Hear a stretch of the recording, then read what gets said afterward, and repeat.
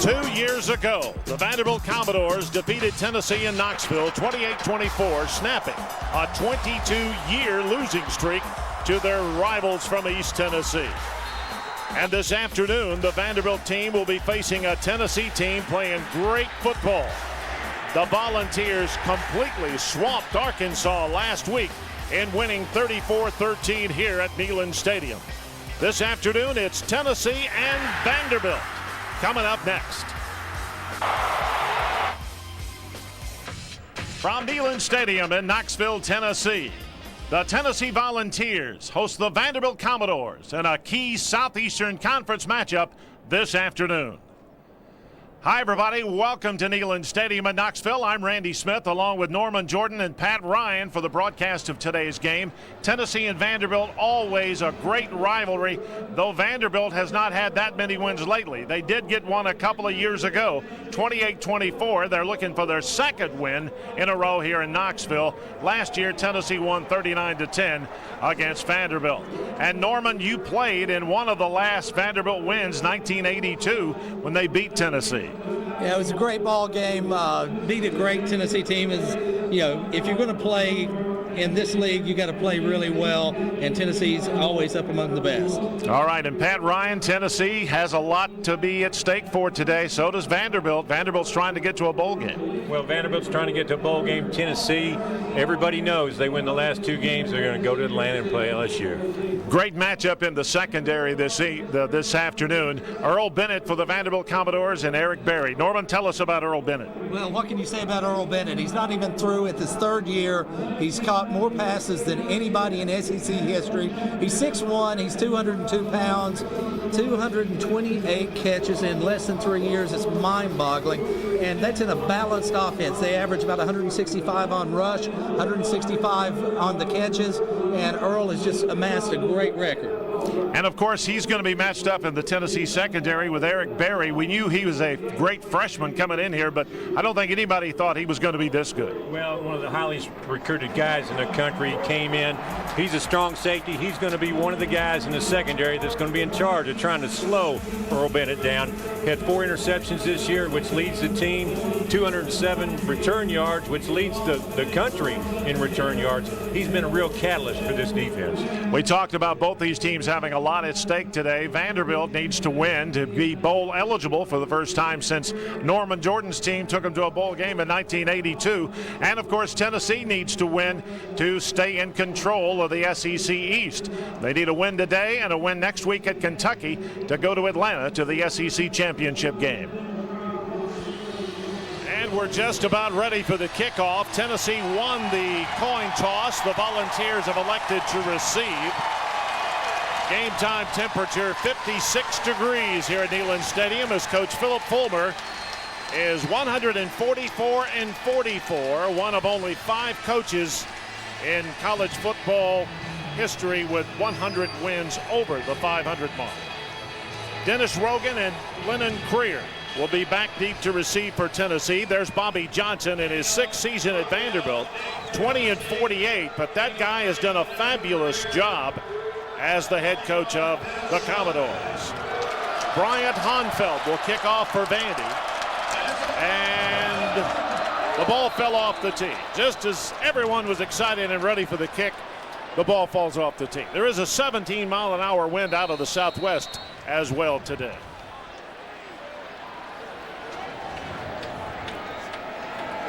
Rogan and Creer will receive the kick from Honfeld.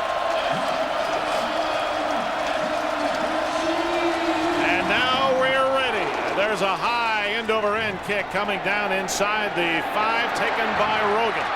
Rogan straight up the middle, cuts to the outside, cuts back inside, almost to the 25, and Tennessee puts it in play, first down and 10. Tennessee offense up front, and it has been a good line, number 1 in pass protection in the country. Scott, Parker, McNeil, Jacques McClendon, and Raymond Foster. The Volunteer receivers and backs, Arian Foster, Chris Brown, Josh Briscoe, Taylor, and Austin Rogers at receiver, and of course Eric Ainge at quarterback. Ainge back to throw. Throwing deep, caught by Rogers. First down out past the 40-yard line, and Tennessee has a first down on the first play of the game. DJ Moore was defending against Austin Rogers. And there's a look at Ainge's numbers. Pretty good year. Last week, 125 yards, 2 touchdowns, but he is playing almost flawless football, and that pass complete for 19 yards.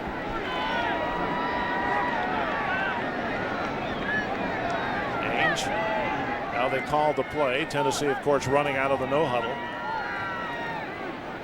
Line of scrimmage is the 43. Give it to Foster. Good block. Foster still on his feet. First down inside Vanderbilt territory. Out of bounds inside the 45. Ryan Hamilton shoved him out for the Commodores. Yeah, just a good counter the other way. Brought the tight end in motion. He kicks out. Foster gets the ball and hits the gap quick, takes it up the field. Vanderbilt's defense, Stephen Stone, Gabe Hall, Theo Horrocks, and Curtis Gatewood up front following the 17-yard run. Patrick Benoit is a linebacker. DJ Moore, Langford, Hamilton, and Myron Lewis in the secondary for Vandy. Tennessee lining up in this tight bunch formation for the 3rd time in a row.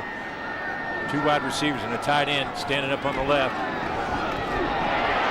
Foster cuts outside, back inside, picks up about 5. DJ Moore makes the tackle. Yeah, this was supposed to be a trap play to the right side with Brown on the trap. Foster didn't like what he saw and just cut it back, and they got the good cutback blocks and gave him some room to go. 5-yard gain. Norman Vanderbilt's defense has played very well at times. They pretty much throttled South Carolina a few weeks ago. Good linebacking core. They're going to have to get those linebackers involved and not have the defensive backs make a lot of tackles. Arian Foster picks up about 3 more. Theo Horrocks trips him up just shy of the 30-yard line. It's going to be 3rd down and 1. So Tennessee has moved it down to the Vanderbilt 31. Cottom, Brown, and Stocker, 3 tight ends in the game for Tennessee as they look like they're going to go for the first down. They give it to Foster, who I think has it if they mark forward progress. He had to get inside the 30 to get it. Yeah, that's real close. Foster kind of tiptoed up to that hole. That's not what you'd like to see on a short yardage run. No indecision. You want to take that ball 1 step and go. He kind of tiptoed in the hole, and it's going to be real close here. I'm not sure he made it. While the defensive line for Vanderbilt is not exactly the strength of their defense, it's much, much improved over what's been the last several years. It's going to be short. Tom Mattingly called it about 3 inches. Still some chicken on that bone in there. Yep. 4th down. Tennessee has not sent the kicking team out there. It would be a long field goal anyway, so I would imagine Tennessee's going to line up and try to get the first. Officially, that is a no gain for Tennessee. Well, Tennessee's gone more this year on 4th down than they have in past years. Hitting about 55% at this point. Looking to improve that percentage on this play. 3 tight ends in the game now, along with the tailback Foster. Ainge on 4th down and about 4 inches to go for a first. Now they mark it ready for play. Ainge forward, and where they mark his forward progress depends on if he got the first down. He didn't get much, but I think he got enough for the first down. Boy, he didn't get a very good mark, Randy. That's just about where it was the first time, isn't it? Might have gained the 3 inches that we said he needed, but that's about all. He might have it by the nose of the football. I'm not sure. It's going to be very close.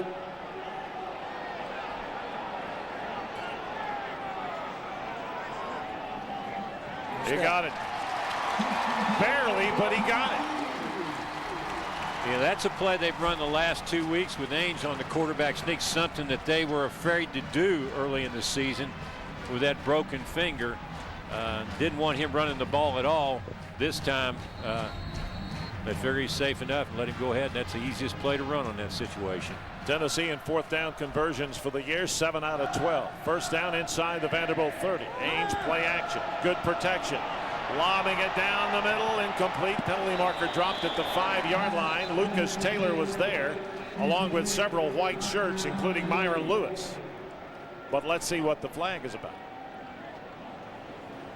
It looked like Austin Rogers might have got held as he was trying to run through. Looks like that is the call. It's against Vanderbilt. Commodores will close their season next week against Wake Forest, and they would like to win today, of course, to get that 6th win. Number 17 on the defense. On an eligible receiver doing a legal forward pass play. That penalty is 10 yards from the previous spot and carries an automatic first down. It's against DJ Moore. Automatic first down for Tennessee. And, you know, that's unfortunate because they had good coverage on the play, it appeared. And DJ Moore is probably their best cover defensive back out there. First down at the 20-yard line. Foster is still in there with Ainge.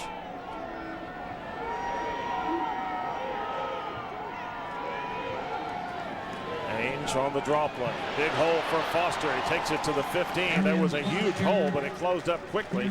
He still picks up about 5. Patrick Benoit was in on the tackle for Vanderbilt. Second down upcoming. And just got a good block at the point of attack from Anthony Parker. Opened that thing up, and he just straight hand off and just took it straight up the field. Foster with 883 yards certainly has a chance for 1,000. Ainge, quick drop past Taylor, caught inside the 10. First down to the 7-yard line. Benoit makes the tackle again for Vanderbilt, but not before Taylor picks up the first down, and it will be 1st and goal for Tennessee. Last week, Taylor had 4 catches, 41 yards. He has 782 for the year.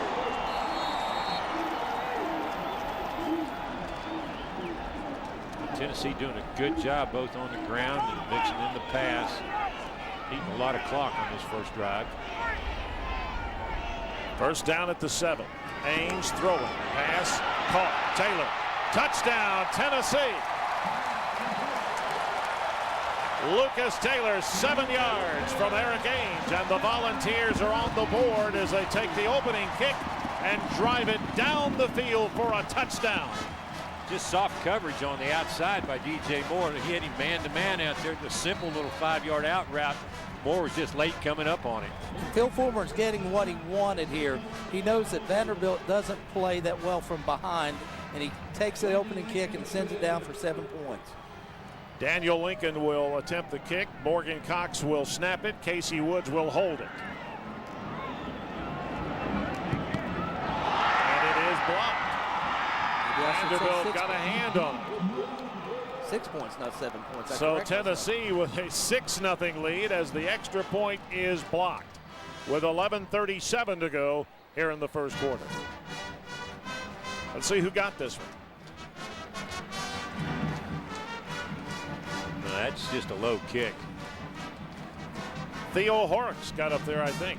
Daniel Lincoln in his freshman season now 41 of 42 point after attempts. That's his first miss of the year. Well, Horrocks is 6'4", but I don't believe he even got off the ground a half an inch. I think that's just a low kick. Well, you know, I think the snap was not completely handled properly by Woods. I think he may have bobbled it, got it down in time, but made it a little late. And of course, Horrocks timed his jump perfectly. Let's take another look at it. Watch the hole. Well, the hole was okay. Yeah, I take it back. He got off the ground 2 inches. Tennessee scores first. The Volunteers with a 6-0 lead early in the game against Vanderbilt. Randy Smith, Norman Jordan, and Pat Ryan with you from Neyland Stadium in Knoxville. Glad to have you with us on a beautiful fall East Tennessee afternoon. Well, Tennessee, Randy, last week came out and played what they said was their simplest defensive game plan of the season. And it appeared to be their best game plan of the season because they completely shut Arkansas down. It'll be interesting to see if they come out with a similar type plan today. Just line up 8 men in the box, play straight up, play a lot of man coverage, and see how they can handle Earl Bennett that way. I have my doubts that they can handle him man-to-man all day long. Britton Colquitt will kick off for Tennessee. Back deep to receive for Vanderbilt will be Alex Washington, number 4, and number 7, Sean Walker.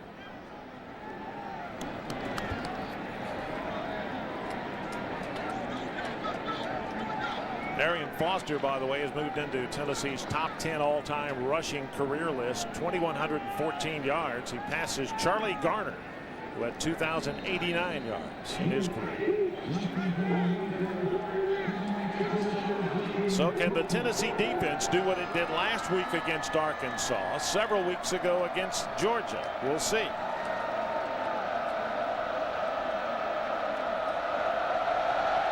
Colquitt's kick, high, fairly short, taken inside the 15 by Alex Washington. Cuts back to the outside. Tennessee's got him hemmed up at the 23. Nowhere to run for Washington. And Tennessee puts Vanderbilt in play. First down and 10 at the 23. Vanderbilt's offense, the up front line, and this is a very good offensive line. Chris Williams, Josh Eames, Hamilton Holloway, Merritt Kirchhoffer, and Brian Stamper. Backs and receivers: Kaysen Jackson Garrison, the tailback; Brad Allen, the tight end; Smith, Walker, and Bennett, the receivers. And of course the quarterback, Mackenzi Adams. And Vanderbilt will likely play two quarterbacks today, but Adams gets the start. They give it to Jackson Garrison, trying to sweep left, picks up pretty good yardage, crossing the 25, picks up maybe 3. Rico McCoy makes the tackle for the Volunteers. Tennessee's defense, the ends, Reynolds and Xavier Mitchell. DeMonte Bolden, J.P. Mapu getting the start at tackle. Carl, Mayo, McCoy, the linebackers. And in the secondary, Brent Vinson, Eric Berry, Jonathan Hepney, and D'Angelo Willingham. Berry is playing at the strong safety for Tennessee. Second down and 7. And around. They give it to number 7, Sean Walker. He's stopped at the 30. Penalty markers fly. Looks like a face mask. Could be. We'll see. A pickup of about 2, maybe 3 on the play. And then you add in the penalty. We'll see where they're going to mark the ball. Face mask against Tennessee. That's going to give Vanderbilt a first down. Yeah, that was Eric Berry coming out of a strong safety spot, trying to come up and force the run. He kind of overran it, reached out to grab the ball carrier, and inadvertently, I believe, caught his face mask. Face mask. Number 17 on the defense.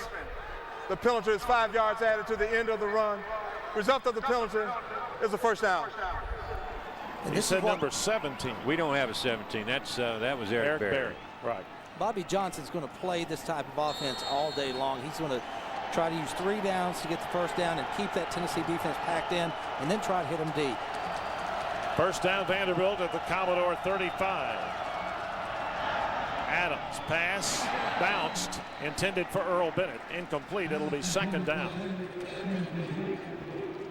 He had the play action pass and had Bennett on the simple stop route on the outside, just skipped the ball to him. I couldn't tell whether the pressure got to him or he tripped or what, but just a throw in the dirt. I don't think there was that much pressure. Let's look. He's coming into the game, not a lot of pressure there. He's coming into the game with an injury around his chest area, so he's not going to want a lot of contact today. Second down and 10 from the 35. 2 receivers right for Vanderbilt, 2 backs in the eye behind Adams. Give it to Jackson. Tennessee's got him at the line, maybe a yard loss. That's Jeff Jennings carrying for Vanderbilt. And DeMonte Bolden wraps him up. And a Vanderbilt player is down. That's a lineman, Brian Stamper. Looks like he's holding his back. 6'5", 300-pound senior for the Vanderbilt offensive line. And Vandy's offensive line has had a really good year. They've had a good year, and even with injuries, the second team now, they send the guys in, and they look like first-team players, and Vanderbilt hasn't had that kind of depth. Vanderbilt with 5 seniors starting up front on the offensive line. Sophomores all playing behind them. Looks like he might have hyperextended his back. Here's another angle. Let's see if we can see. Yep.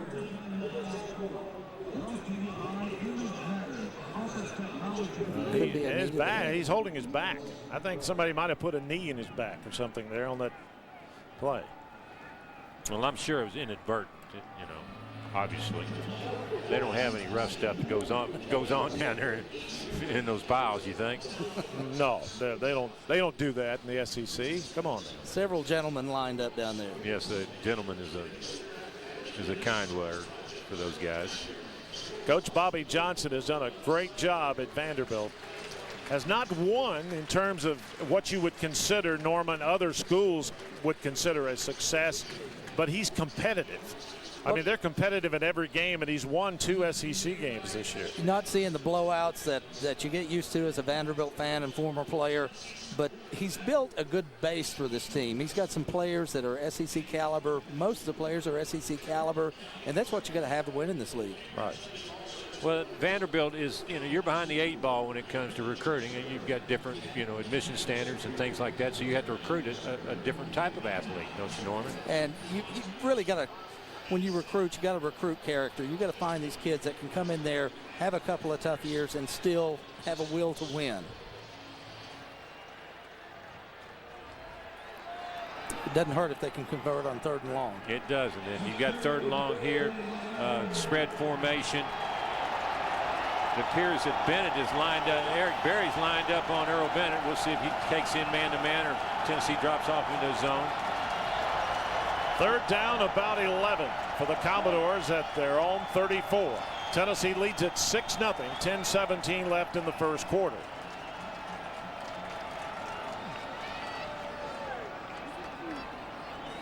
And I have no idea what we're waiting on.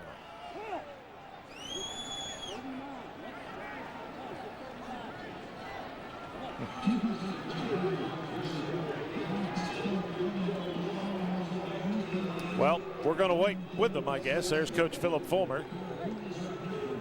He's asking what we're waiting on, too. Here we go. All right, they marked it ready for play. We're ready. 3rd down, 11, Vanderbilt. 2 receivers right. There's a man in the slot. Play action. They're coming after him. Pass is incomplete.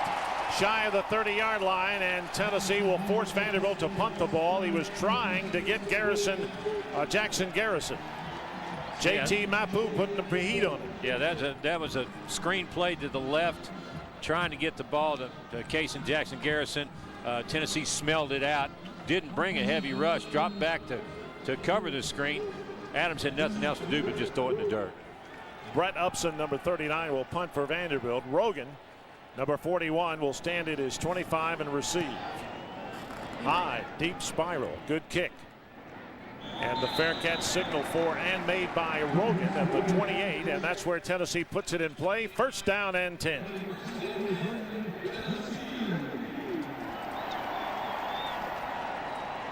Well, Norman, you saw the Vanderbilt-Kentucky game last week, and Vanderbilt, just like against Georgia, just like against a couple of other teams, they had a chance to win late. They had a chance to win. I was really impressed with the defensive game plan. They took Woodson more or less out of the game by blitzing quite a bit, and yeah, they just couldn't pull it through at the end. 38-yard punt that time by Upson, and Vanderbilt on defense. Tennessee at the 28, 1st down.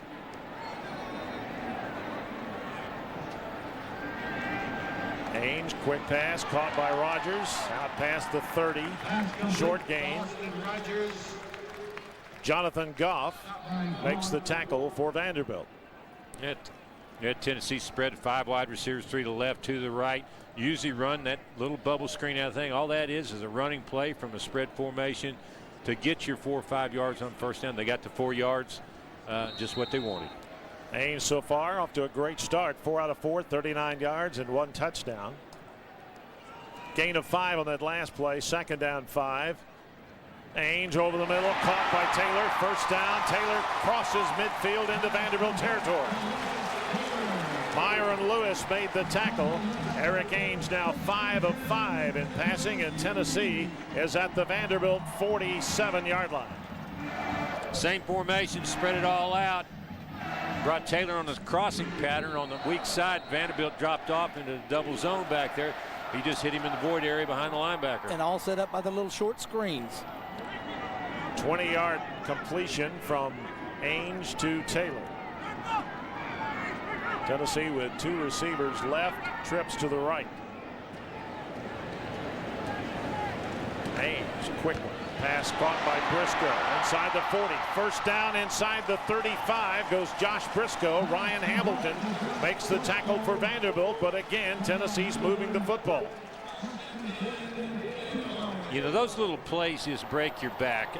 You've got them covered. Marcus Buggs is right there to make the play. Just on a little short stop route, slips. And so what happens, receiver goes for about 7 or 8 more. Yeah, it's just athletic ability here. They're saying, I think our athletes are better than yours, so we're going to put it in their hands and let them run. 13-yard pickup, first down at the 35. Again, Tennessee with 5 wide. Ainge, plenty of time. There's his first incompletion over the head of Lucas Taylor and Josh Briscoe. Myron Lewis was defended. It'll be second down at the Vanderbilt 35. Well, that was good coverage that time by the Commodore secondary. Eric really had no place to go with that ball, so he just threw it over to the guy with that big microphone over there. And I think it's a thing that David Cutcliffe has brought to Ainge. He's making better decisions. If it's not there, don't even go there. Yeah, he just get rid of it. We'll just live to fight the next play. Second down, again 5 wide. Ainge, little flare. Taylor inside the 30, picks up pretty good yardage. Austin Rogers, the receiver, rather than Taylor. It'll be third and short. That's the same bubble screen, just thrown to the right side. Those things don't work unless your receivers will block. That time, Quentin Hancock got out there, stayed on the cornerback, and gave Rogers a lane to cut back into. If you're the defensive back, you've got to keep your feet, and they're getting rolled up out there. Third down in about 3. Ainge again caught to the tight end down to the 25. That is going to be, I think, short of the first down. Actually, the receiver was Austin Rogers, number 21. It's going to bring up a 4th down in inches again. We'll see. They're going to actually measure again and see where this football is. It might be enough. What do you think, Tom Mattingly? He says it's short. Isn't that the same? Isn't that exactly where the ball was last time? Same yard line and all? Might have been. Or was it on the 30-yard line? I think it was on the 30 last time. It sure looks the same. Anyway, I think it's short. Nope. Got it by an inch. First down, Tennessee at the Vanderbilt 25.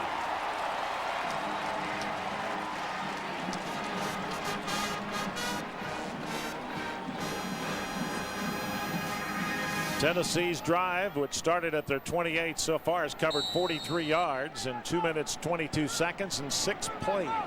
And this is a drive that your running backs hate because we're not using any of them. Right. It's all wide receivers. Foster's sitting over, he's chomping at the bit. Let me in there. First down at the 25. Ainge again with 5 wide. Ainge. Pass caught by Gerald Jones, number 4. Not much there. Jonathan Goff right there. He is a ball player, number 47 for Vanderbilt. Came up, made the tackle, and if you can get more plays like this out of the linebackers, you've got to stop playing this little wide receiver screen game. I think that's one reason Tennessee is doing it, because 2 of Vanderbilt's best players are Goff and Buggs. They're leading tacklers, and these type of formations essentially take the linebackers out of the game.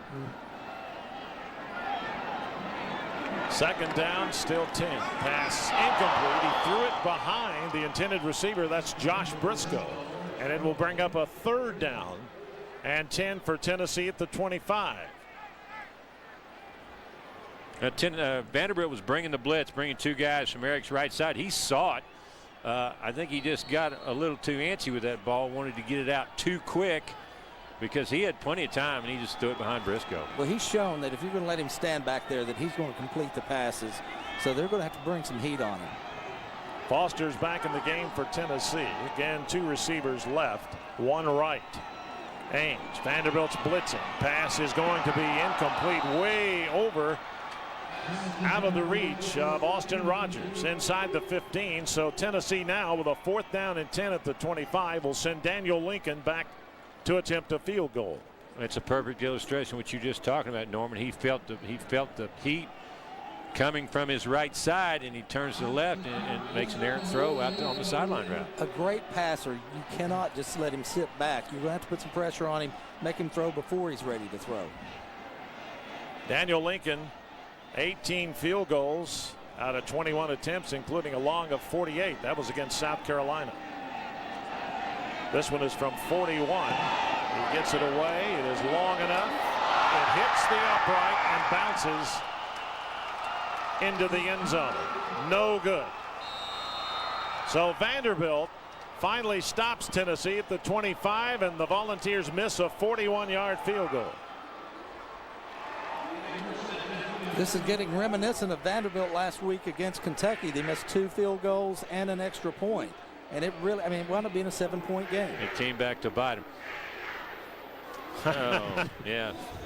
Philip wanted that one. Yeah, it's amazing. You know, you go out there and you look at that goalpost, and that thing is, you know, what, 5 inches across there. And you see more balls hit the uprights. I mean, it's amazing you can hit that thing. Couldn't if you were trying. Oh, they tried to line up. I could stand 2 feet in front of it and throw it and not hit it all day.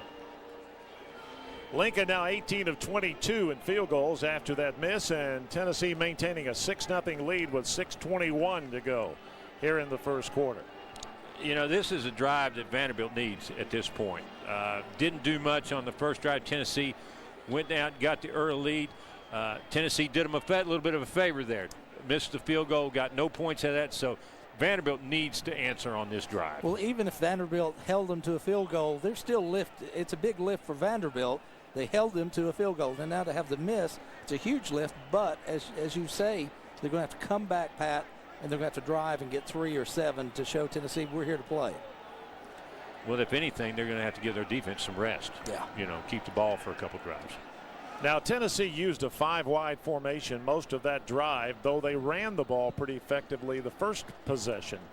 Do you think we'll see more running next time when Tennessee gets the ball? I think you'll see a completely different formation next time. I think David Cutcliffe is going to mix it up the whole game, or just kind of see, you know, get a feel of exactly what's working best for him. But yeah, I think you'll see the running backs back in the ball game. Well, down through the years, the big fear for Vanderbilt is what do they do with their running game? And if they get that established, Vanderbilt's going to be on skates. First down, Vanderbilt just shy of their own 25-yard line. Mackenzi Adams at quarterback, and he's got 3 receivers right, 2 left. He's going to go 5 wide over the middle, caught by Bennett at the 30, but he is immediately slammed down by Gerard Mayo.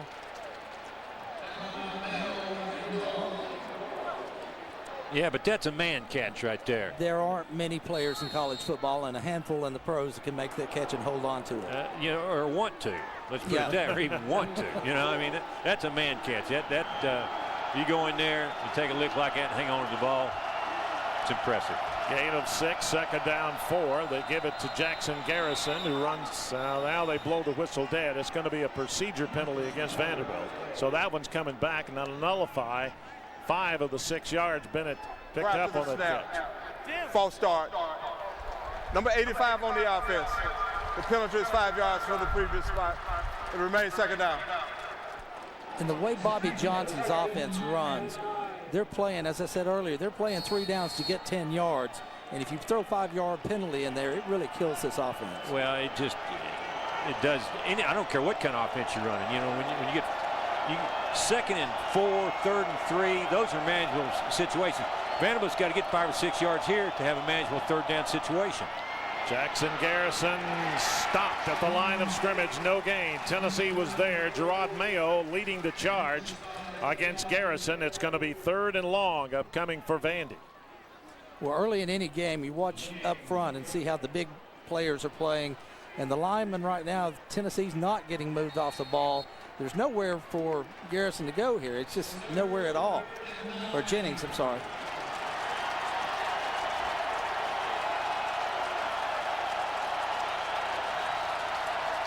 Third down.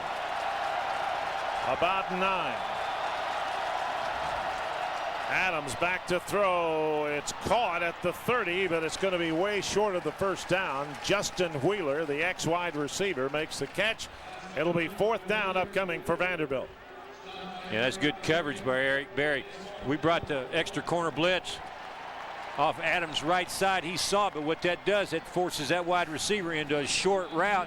If you're up tight on him, you'll go ahead and let him catch the ball, but tackle him short of the first down sticks. Yeah, as a receiver, you've got to realize there's a blitz going on, and as you say, Pat, you've got to shorten that route because the quarterback's coming in a hurry with the ball.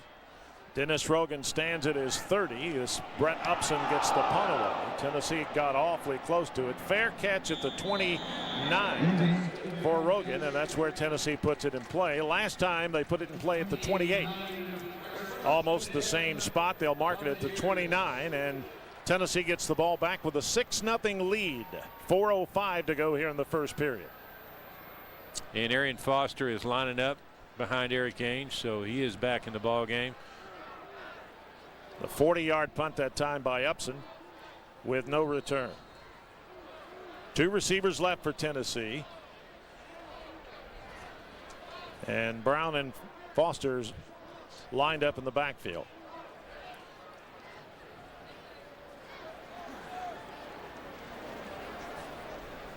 Ainge over center.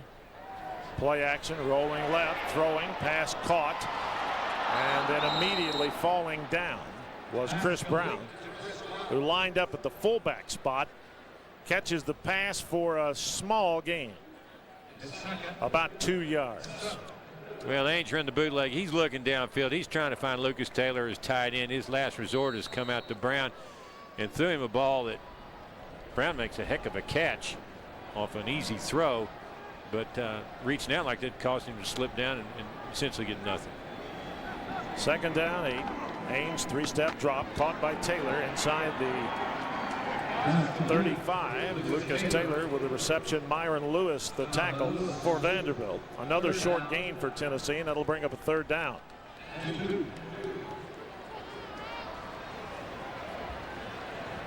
Well, they run a couple of these short routes on the outside, so you know what's going to be coming sooner or later. You know, they're going to try and, you know, get the cornerbacks to bite up and go, you know, throw one over their head. Tennessee faced with a 3rd down and 2 at the 37. Play action. Ainge incomplete. It'll be 4th down and 2. Luke Stocker, the intended receiver, but Ainge was being pressured and had to throw off his back foot, so it's incomplete. It's like bugs coming off the corner there, and once again, I think with Ainge, you're going to have to try to keep some pressure on him because he is truly a great passer.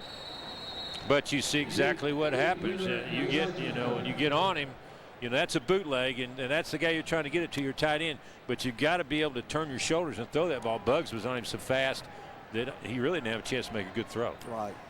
Colquitt will stand inside his 25 and punt it away to Alex Washington for Vanderbilt. And boy, Vandy almost got in there, but it's a beautiful kick. Washington makes the catch at the 22, and Vanderbilt will put it in play. 1st down and 10 right there. So a good punt by Colquitt that time for Tennessee.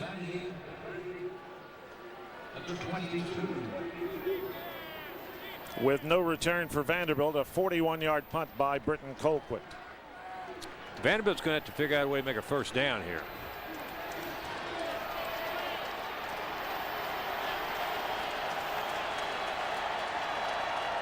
Crowd beginning to get a little louder as Tennessee's on defense again.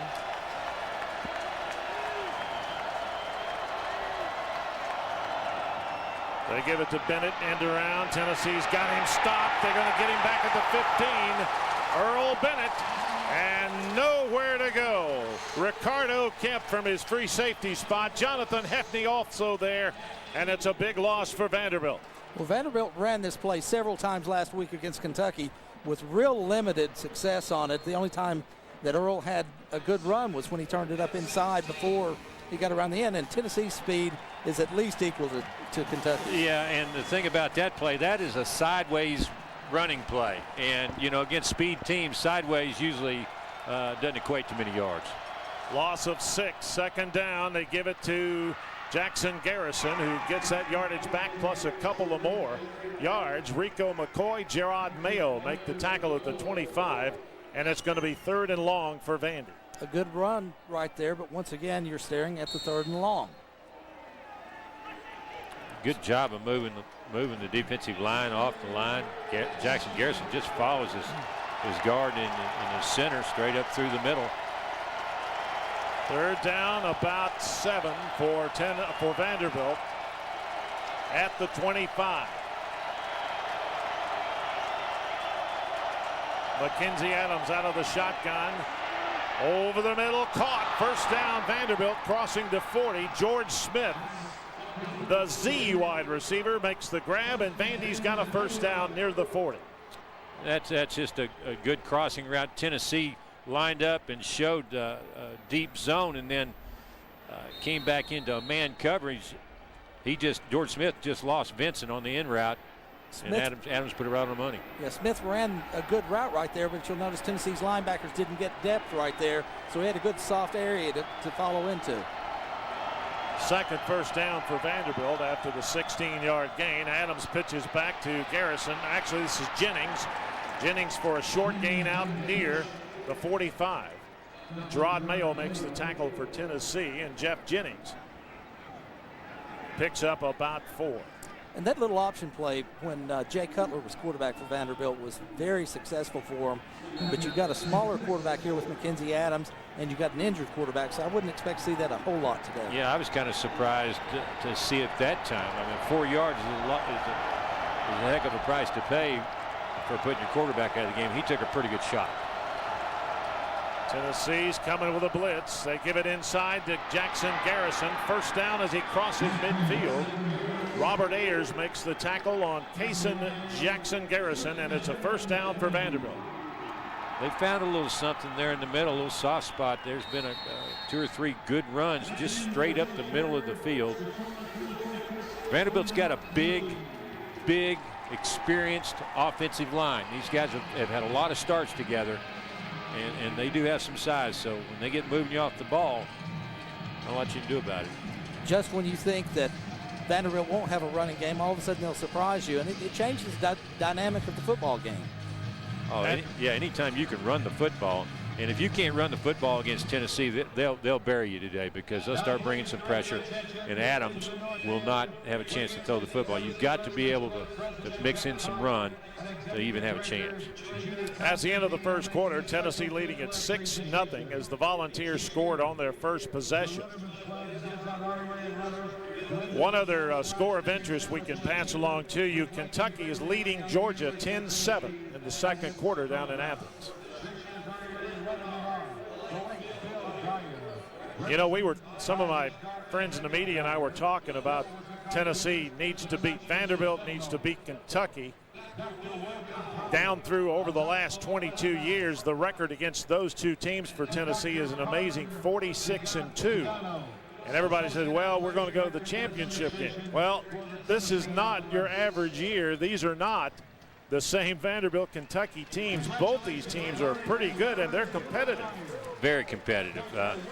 Norman was talking about Vanderbilt hasn't won a ton of games. They're sitting on 6 right now, but they are competitive in every game they play. I mean, it's one of those teams that if you just don't bring your A game, I mean, you're going to walk out disappointed at the end of the day. Which is, I think, what happened with the Vanderbilt-South Carolina game. I think South Carolina thought, well, here comes Vanderbilt, we'll get a win, and Vanderbilt came to play and beat a very good South Carolina team. There's Bobby Johnson. Looks a lot like Steve Martin, doesn't he? It's the first time he's ever heard that. Oh, yeah. Yeah. I did a story on him several years ago when he was coaching at Furman. Had a lot of cutaways of Steve Martin and him, and boy, he does look a lot like him. He doesn't look as funny for some reason. He looks a little worried most of the time. Vanderbilt's got it, 1st down. Mackenzi Adams, pass intended for number 7, Sean Walker, incomplete over his head. It'll be 2nd down and 10. One of my media friends up there told me that on the internet somewhere that there's a clip of the movie Planes, Trains, and Automobiles. Yeah. That's one of my favorite movies of all time. John Candy and Steve Martin, and they've got Bobby Johnson's face and over Steve Martin's, and Philip Fulmer's over John Candy. Oh, it's my. pretty funny. 2nd down and 10, Vanderbilt. They give it to Troy Jennings, who crosses the line of scrimmage, picks up 3-4 yards. Pretty good gain. It'll be 3rd and short for Vanderbilt. Looked like he had more room to run on the outside right there, but he was insistent on staying inside. You get coached that way, that you're not going to get to the outside in this league. But right here, I think he could have bounced it. Yeah, I believe if he bounces that, he gets the edge. He gets outside of Rico McCoy and gets to the sideline. 3rd down and 5, a little less than 5 actually for Vanderbilt. First time they've been in Tennessee territory this game. And somebody jumped. Tennessee jumped off sides, but were they drawn by a procedure penalty? We'll have to see. Or the other way around.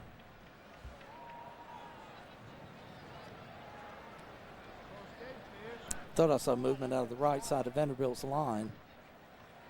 I did too, but it was after the defensive guy jumped, I think. I don't know what they're going to. Well, Tennessee's pointing to Vanderbilt. That's a surprise. Yeah, you don't see that often, do you? Offside. See. Defense in the neutral zone. Prior to the snap. It's 5 yards from the previous spot. Remains 3rd down. I think that might have been Xavier Mitchell, not for sure, over on the left side that jumped. And when he jumped, the offensive tackle raised up into his protection position. Well, in 3rd and 5, could have gotten a hard count from Mackenzi Adams that drew off the line. Offsides against Tennessee cost them 5. They had a little less than 5 for the first down, so they mark it at the 32 or 37. And Vanderbilt's got another first down. That's their 4th first down in this drive. Jennings is the tailback behind Mackenzi Adams. Goes right. Quarterback. Mackenzi Adams keeps it. Tennessee has him inside the 35. That's a pickup of about 5. Rico McCoy and Gerard Mayo make the tackle for Tennessee. I can assure you Bobby Johnson did not want this play to develop the way it developed, because you've got a quarterback who's dinged up a little bit, and you don't want him back there with the big linebackers and even crossing up with a couple of linemen there. Well, the last thing you want to see is a quarterback cut back across the grain. If you're going to run the football, head to the sidelines or into the number area. The minute you cut back, there's trouble coming, I promise you. Vanderbilt's 9th play of the drive coming up, and Adams calls time. On a 2nd down rather than 5 at the Tennessee 32. And Vandy wants to talk about it. You know, Vanderbilt got just what you were talking about, Norman, though. They're getting positive yards on first down, and that's key to what they want to do offensively. Well, that, Pat, and if you showed me the first quarter footage and said Vanderbilt's down 6-0, I'd be, oh, we're lucky to be right here where we are. Well, I tell you what, I mentioned at the start of this drive that Vanderbilt needed to figure out a way to make a first down. Well, they must have heard me, because they figured out how to make 4 in a row. Here are your stats. Rushing yards, Tennessee with 31, Vandy 21. Total yards, Tennessee with a big edge. First downs, pretty big edge. And time of possession, slight edge for the Volunteers, 8.5 minutes to 6 minutes. 2 penalties against Vanderbilt, 1 against Tennessee. And of course, the Volunteers holding a 6-0 lead with 13:12 to go in the 2nd quarter.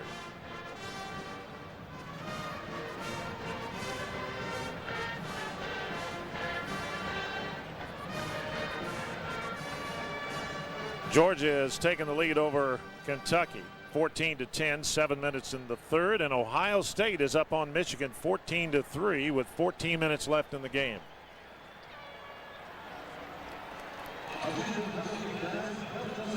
You know, that's a game that a lot of people thought Michigan could win this time, and they might yet, but they, you know, Ohio State coming off a devastating defeat last week, kind of ruined their national championship hopes. A lot of people thought that they'd come in kind of dragging their tail this week, but apparently Tressel got them back up.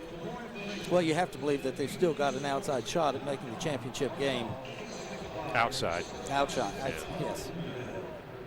Of course, the way everybody is, you know, everybody's going down. You don't want to be number 2 anymore. That's for sure. No. You know, until the last week. That's right. Last week you want to be number 2. You can't be number 1. Mackenzi Adams 3 out of 6, 27 yards. Vanderbilt second down and 5 at the 32 of Tennessee. Adams rolling to the right, a little option, keeps it, gets the first down, I think. He's going to be very, very close. Rico McCoy made the tackle for Tennessee. Ryan Carl also helping out for the Volunteers. Gutsy run up there in there, and he gets really close. It's hard to tell. And Tennessee has a player down at the line of scrimmage. That is 90. That's DeMonte Bolden, who has really played well lately at defensive tackle. He's going to be okay. Boy, you don't want to lose him if you're Tennessee. No, he's one of the main reasons that their run defense, their total defense, has picked up in the last few weeks. Good strong run by Mackenzi Adams coming down the line. You were talking about how he was injured and we didn't figure to see him run, and somebody forgot to tell him, I guess, because he's run it twice since then. It's Vanderbilt, Tennessee, you run. There you go. First down, Vanderbilt. Line of scrimmage is the Tennessee 27. They hand it to Garrison, who gets around the left side. Good yardage inside the 20. He's going to be short of the first down, but not by a lot. D'Angelo Willingham makes the tackle for Tennessee, but Vanderbilt is moving this football. Well, once again, what he did right here is he bounced it out a little bit more, I think, than the play was drawn up to be. And Jackson Garrison picks up, looks like 9 yards. 9 yards, second down and 1. And Sean Walker did a good job of stoning Eric Berry out there, coming up in a forced position to give the running back a chance to get outside. Troy Jennings trips, slips, and steps over the Tennessee line and gets the first down, shy of the 15. Walter Fisher makes the tackle at defensive tackle for the Volunteers. Almost looked like he could have broken that one into the end zone. I think it surprised him as much as it surprised me. What's right here? He's going to see a little opening right out there to the right and trips. Yeah. First down. The Tennessee 16-yard line. They give it to Jennings again. Jeff Jennings inside the 15. Out of bounds at the 13-yard line. It's a pickup of about 5 or 6. Ryan Carl makes the tackle, but Vanderbilt moving the football with Tennessee leading 6-0 here early in the second quarter. Vanderbilt really doesn't have that scat back running back that's going to break the big play on a run like that. But as I keep saying, Bobby Johnson's not looking for a 60-yard run. He's looking for a 4, 5, 6-yard run. Second down and 6. Gain of 4. Well, Tennessee straight up man coverage. They're bringing some heat here. Tennessee, nice job by Vanderbilt blocking out in front. Eric Berry makes the tackle, but he goes inside the 10. It will be shy of a first down, but a flag is dropped at the end of the play.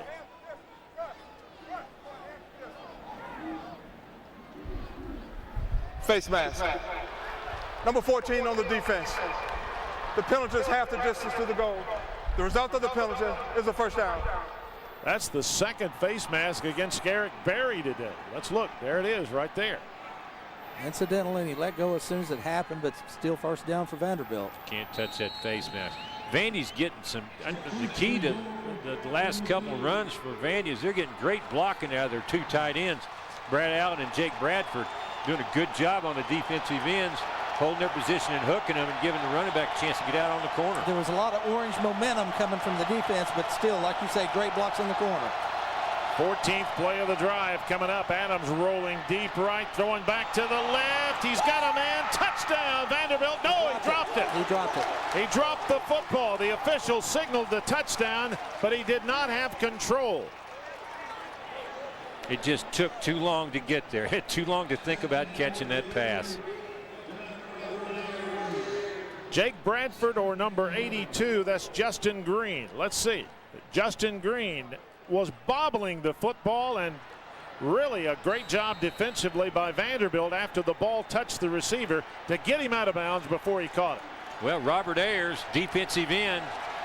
He got his hand on it, I think, but the ball should have been put away long before. Yeah, I don't know what he's doing in coverage, but he did a good job of hustling to the football and getting a hit. Second down and goal from the 4.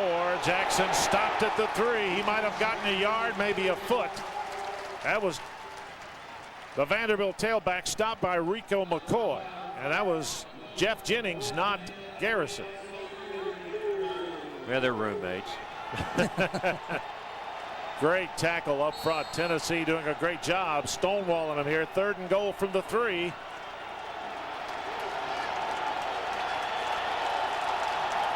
Jennings again, the tailback. Adams has gone all the way at quarterback for Vanderbilt thus far. They're looking for Bennett. They throw it into the end zone, incomplete, and a hole against Tennessee. That one's not one worth arguing about. Eric Berry holding, Ryan Carl also defending, and Earl Bennett was the intended receiver. I think if they just keep their hands on him, that ball's incomplete. It's possible. Bennett came in motion from the right side and came clear across the field trying to cut up underneath. Carl pushed him deep back into the end zone, and Adams tried to float it to him, but then I believe Berry got his hand on him again. I think you'll see his jersey. Pass interference. Number 39 on the defense. They called it on Ryan Carl. The ball will be placed on the 2-yard line. The result of the penalty is an automatic first down. You see him grab his right jersey. there. Yep. Yeah, it's possible he could have got to that football anyway. He kind of made him go the roundabout way. Kaysen Jackson Garrison in the game now at tailback for Vanderbilt. First and goal, Commodores at the 2. They give it to him. Tennessee hits him at the 5. That's a loss of about 2 yards. Robert Ayers, Rico McCoy was there, and so was Dan Williams. It'll be second down and goal from the 5. Well, I think what you're looking at right here is simply a case of too many people to block. Well, we were bragging on the tight ends. I believe Brad Allen missed his man right there. Good play by Robert Ayers to cut up inside. I wonder if he had time to yell, "Look out." Probably not. That's a huge play, because anytime you get first down, 3-yard line on a penalty like that, it's almost a foregone conclusion you're going to get a touchdown. They move him back 2 or 3 yards. Now it's a different story. Adams rolling right, lobbing it. It is caught. Touchdown, Vanderbilt. Brad Allen makes the reception, and we're tied at 6. Yeah, Xavier Mitchell, I believe, was coming off the line in coverage on Allen and let him go at the last second. Adams found him for the easy touchdown. A lot of new combinations and coverages for teams these days, and here's one of the problems is when you drop off, and right there, it catches on about the 4-yard line and just coasts into the end zone. Yeah, I can't tell if Xavier really had coverage on him or was just bumping him trying to come in through the blocker, but either way. Brian Honfeld gives Vanderbilt a 7-6 lead as the Commodores eat up a bunch of clock in about, 18, 19 plays in that drive. We'll count them up for you. And Vanderbilt has taken a 7-6 lead with just over 8.5 minutes to go in the first half. And that was the first half touchdown scored against Tennessee here at Neyland Stadium this year since the Arkansas State game back on September 22nd. Let's see if we can see what happens here with the coverage. Slips out. Looks like just a well-designed play. And nobody was anywhere close to defending it for Tennessee. Now, as I said, Xavier came up and bumped the tight end and let him go. Don't know who's supposed to have him behind there, but whoever it was didn't make it. We know the play action fake didn't hold him because he was 5 yards away from the fake. That's right. That was a 17-yard drive, 78 yards, and listen to this, 9 minutes and 2 seconds. Vanderbilt actually took that possession late in the second quarter. Well, that was an impressive drive by Vanderbilt, especially, their 2 possessions before that, they essentially did nothing. And Tennessee was kind of having their way with them. Tennessee misses the field goal, they get the ball back, and bam, 17 plays later, which will definitely give their defense some rest. And here's the problem with Vanderbilt is they haven't played from the lead that much this year. So the defense, it's really important they go out there and answer. They haven't stopped Tennessee on defense so much as Tennessee stopped themselves. But you know, it's got to be easier than playing from behind. Yeah. So if you had your druthers, you'd take the Ask that guy what he'd rather do, play from behind or play from ahead. Yeah. He wouldn't give you a Steve Martin answer, I'll promise you that. Dennis Rogan will be back deep to receive for Tennessee, along with Lennon Creer and Hanfelt, who kicked the extra point, giving Vanderbilt the lead, will kick off. And on the flip side of that, Norman, Tennessee needs to answer. You know, after sitting over there for 9 minutes, they need to come out and do some business themselves on offense. Even though they didn't have a lot of success with the running back package last time, I think you'll see that again because Fulmer knows he needs to establish the run. Tennessee had 8 first downs to 1 against Vanderbilt at one time. Now it's 9-8 Vanderbilt. High kick taken at the 6 by Creer. Creer up the middle. Vanderbilt's got him shy of the 25. And Creer brings it out to about the 22, maybe the 23. That's where Tennessee puts it in play. First down and 10. Eric Ainge in at quarterback, 8:24 to go. Boy, Tennessee was so crisp when they took that opening kick and marched right down the field and scored, and they have not really threatened since.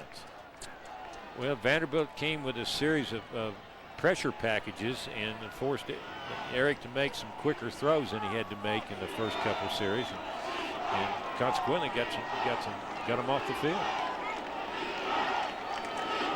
Ainge gives it to Foster. Good block, cut around the left. Foster out to the 30, shoved out of bounds after about 6. Jonathan Goff makes the tackle, pushing him out of bounds. Tennessee, on their first drive, gets the first down from Ainge. And then the pass completion to Taylor. And then Taylor for the touchdown. They made it look easy on that first possession.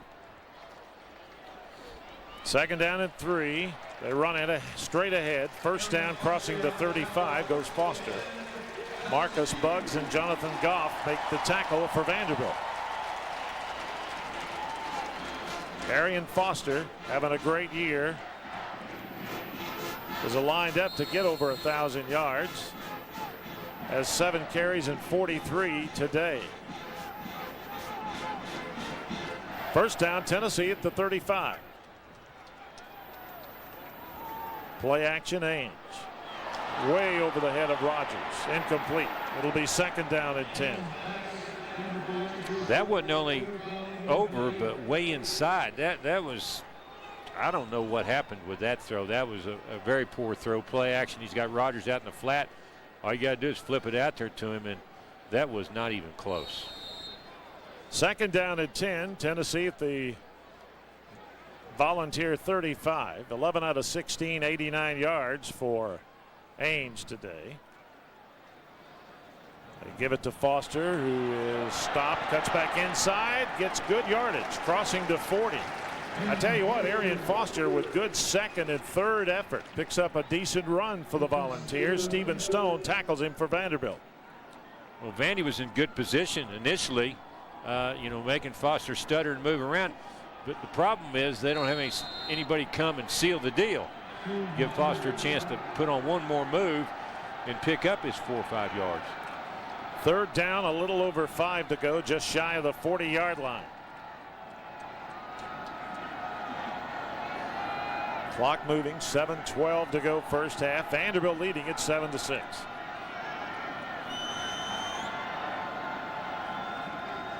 Ainge out of the shotgun, lobs it, pass caught, and then dropped. But they say it was a catch and the ground caused the fumble. Chris Brown makes the catch. I think that's a first down, but I'm not sure. Well, Tom Mattingly says it's about 3 inches short. David Grimm, our statistician, says it is a first down. One of you guys is wrong. And we're going to find out real quick.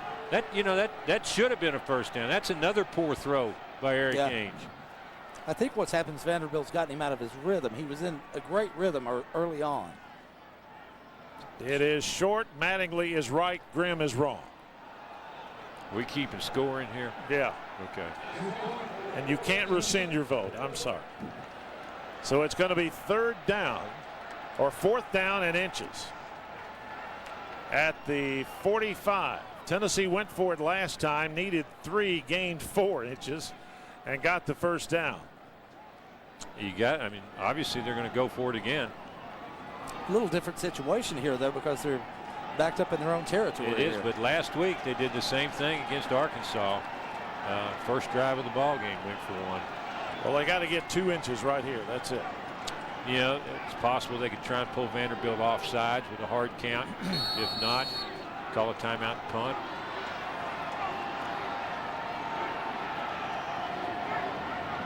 Long count. Ainge sneaks it, gets the first down as he crosses the 45. And Eric Ainge at 6'6", 225 pounds, gets the first down. Gabe Hall made the tackle, but not before Ainge gets the first down for Tennessee at the 45. Coach Fulmer, being the old offensive lineman, I'm sure that he thought, well, if I can't get 3 or 4 inches, I don't need to be playing this game. Right. That's his attitude. 10 first downs for the Volunteers. They are now 8 out of 13 on the year in fourth down conversions, 2 out of 2 today.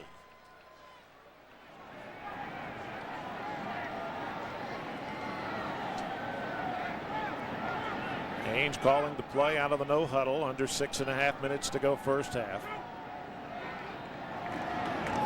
They give it to Foster. Good block, big hole. Foster around the right side. Good yardage, but Vanderbilt shut him down before he could really take off. Ryan Hamilton, the 3 safety, hung on to him and held him after about a 6-yard gain. We'll see where they mark the football. It's at the Vanderbilt 47. At 6'1", 225, Foster is the kind of back that really wears on you as the game goes on, and that's when you start seeing in third and fourth quarter broken tackles. Second down and 4. Foster again. Big hole. Foster on his feet inside the 40. Another Tennessee first down.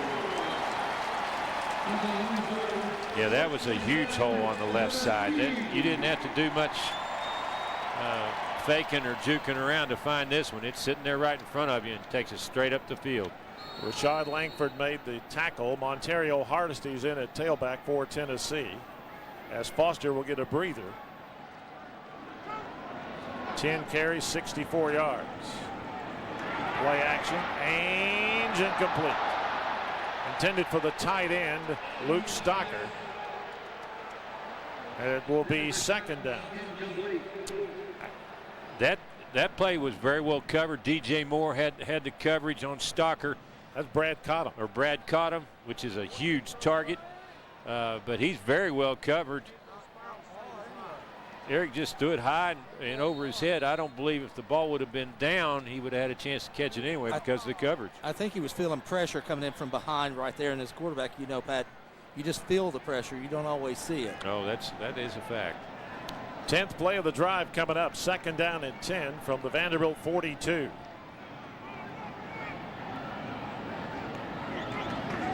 Ainge straight drop. Over the middle, caught, first down, Taylor inside the 20. Lucas Taylor, and that one, my friends, was right on the money by Eric Ainge. The difference there, plenty of time to throw the ball, set your feet, scan the field. Taylor's running the square end, coming from the right side. Got time to throw the ball into an open area, and he hits him perfectly. Yeah, good pass protection that time by the ball lineman. It's on the 20, first down. 5 catches today for Lucas Taylor.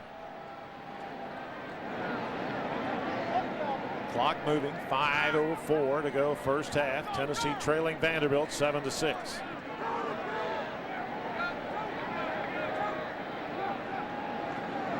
Ainge gives it to Hardesty. Fakes one way, inside the 20 goes. Ryan Hamilton makes the tackle, a pickup of about 3, maybe 4 for Montario Hardesty. It will bring up second down. Now, Hardesty might be a little quicker than Foster. There, he's Patrick how'd you say? Benoit was in perfect position to make the play, but he puts on a nice move, cuts inside, eludes the tackle, and gains 2 more yards. Second down for Tennessee. The 17 of Vanderbilt. 3-step drop, and the pass is way behind Taylor, wasn't even looking. And it will be third down. That's just miscommunication between your quarterback and receiver. Eric thought he was going to stop out here on the left side, and the receiver felt like he was going to take it into the end zone. Results in incomplete pass. Tennessee faced with 3rd down and 7. Big play for the Volunteers. 2 receivers right, 2 left. The lone setback is Hardesty behind Ainge. Blitz coming. Tennessee picks it up. Pass is incomplete, almost intercepted by DJ Moore. Austin Rogers was the intended receiver. And while Tennessee is 2 out of 2 in 4th down conversions, they're only 1 out of 6 converting on 3rd down. Well, as you said, Randy, the blitz came, but it got picked up very well by the lineman. Great coverage that time by DJ. And DJ Moore had great position and got inside of Austin Rogers. Had a good chance to intercept that ball. Daniel Lincoln has missed both kicks he's attempted today.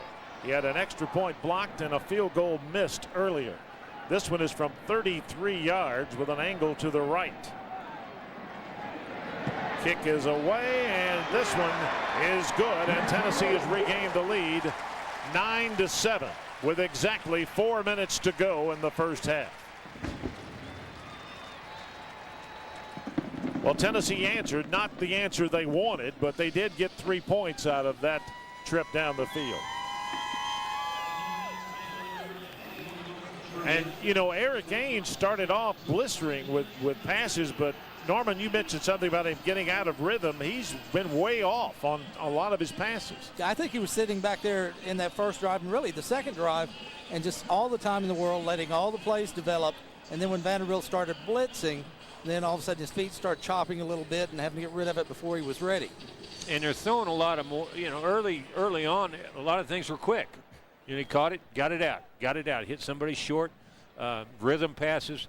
They've gone to a less rhythmic passing game, and Vanderbilt has countered by bringing pressure, bringing guys from different areas. Although they're picking it up sometimes, it's still making him a little antsy in the pocket, and consequently he's making some bad throws. Yeah, and I still think if I'm Philip Fulmer sitting over there, I want to get Rogers out there and let him start getting on those defensive backs some, and all of a sudden, you know, they stop hitting up around the chest and start trying to hit you down at the ankles, and you get tired of hitting somebody 225. Yes. Or get tired of somebody 225 hitting you. Yeah. Yes. 9-7, Tennessee has regained the lead with exactly 4 minutes to go in the second half. Vanderbilt's had the ball 1 possession this quarter. Tennessee has had 1 possession, and it has resulted in points for both teams. Colquitt will kick off. Alexander and Walker will receive for Vanderbilt.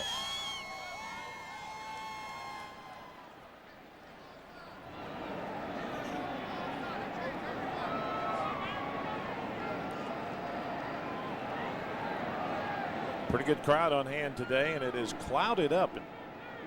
It was a beautifully sunny afternoon when the game started, but don't think there's any chance of any rain today.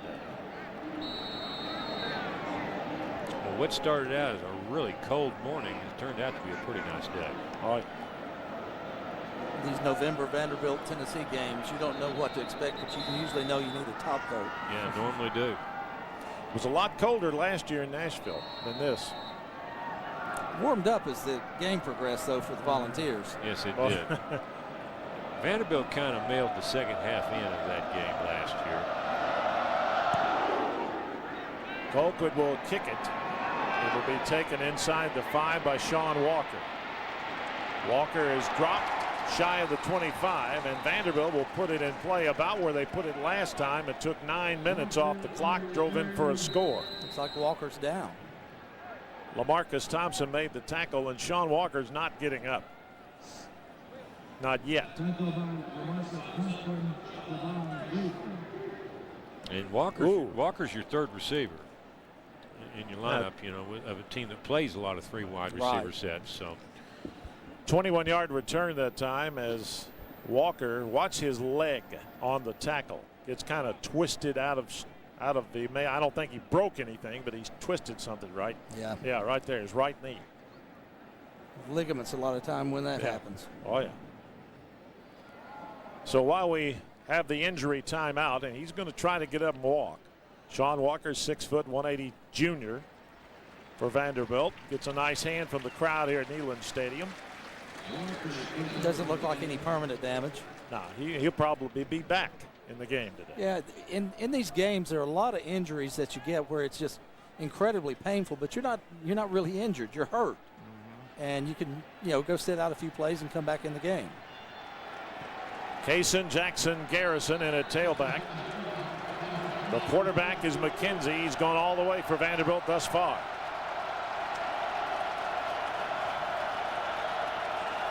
.32 yards rushing for Jackson Garrison. Caught by Bennett at the 45. Beautifully thrown and beautifully done by Bennett, who's a little slow to get up.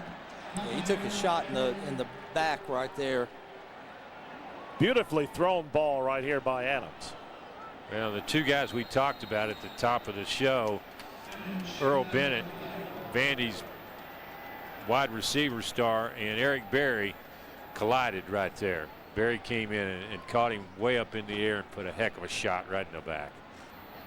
And he's going to be slow to get up too, so that's 2 receivers in 2 plays that have gone down for Vanderbilt. That was a 20-yard gain.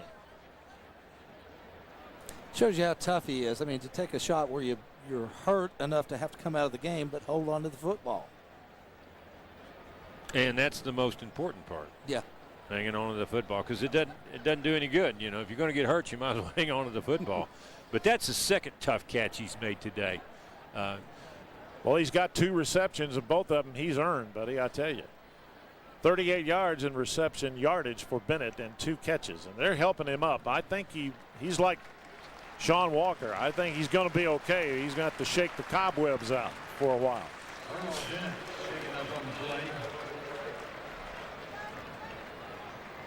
He's hurting. There's no question about it. But it's like you say, Norman, and you've played football, and Pat's played football, and I've been around the game a long time. You can play hurt. You can't play injured. Exactly right. First down, Vanderbilt, shy of the 45. Adams gives it to Jackson Garrison, and he crosses the line of scrimmage, picks up about 5 yards.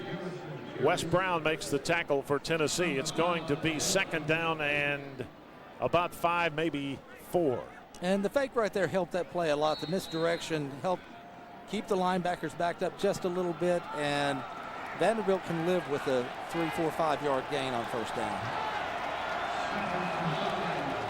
Second down and 5. Line of scrimmage just shy of midfield. 2:53 to go. First half. They give it to Jennings.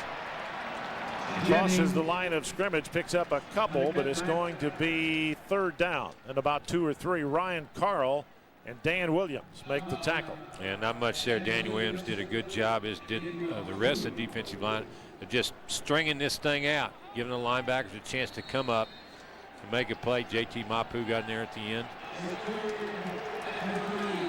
I'm looking at Earl Bennett on the sideline, and it looks like he might have hurt himself when he hit the ground, because he was up in the air quite a bit.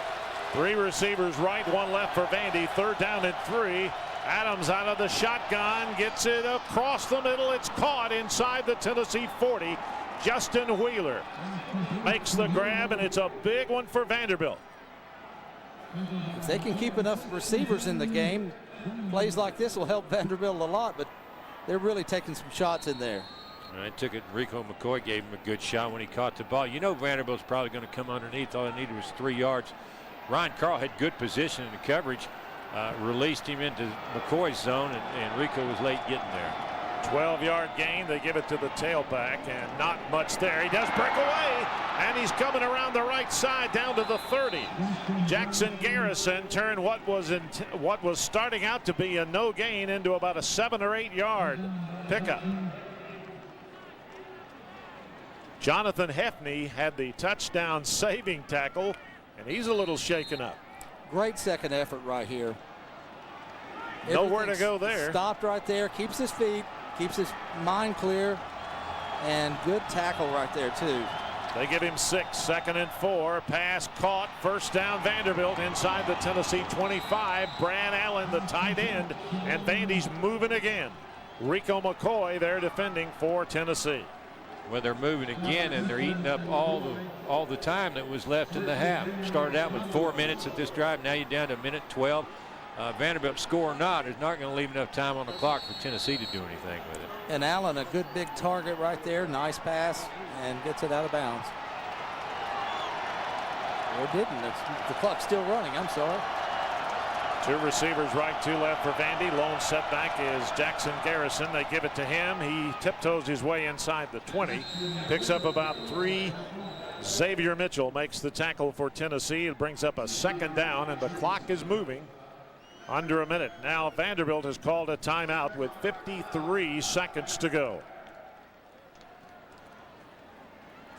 You know, Vanderbilt's not doing anything that's exotic or really pretty or exciting or whatnot. They're just moving the sticks. That's what Bobby Johnson's brought to the program.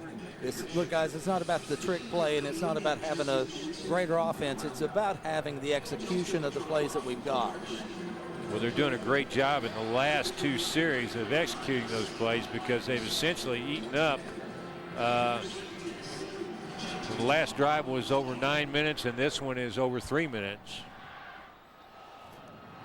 Vanderbilt's first touchdown drive started in the first quarter, ended with about 8.5 minutes to go in the first half. Jeff Jennings running, then Garrison running. There's your throw to Adams for the touchdown, or Brad Allen for the touchdown.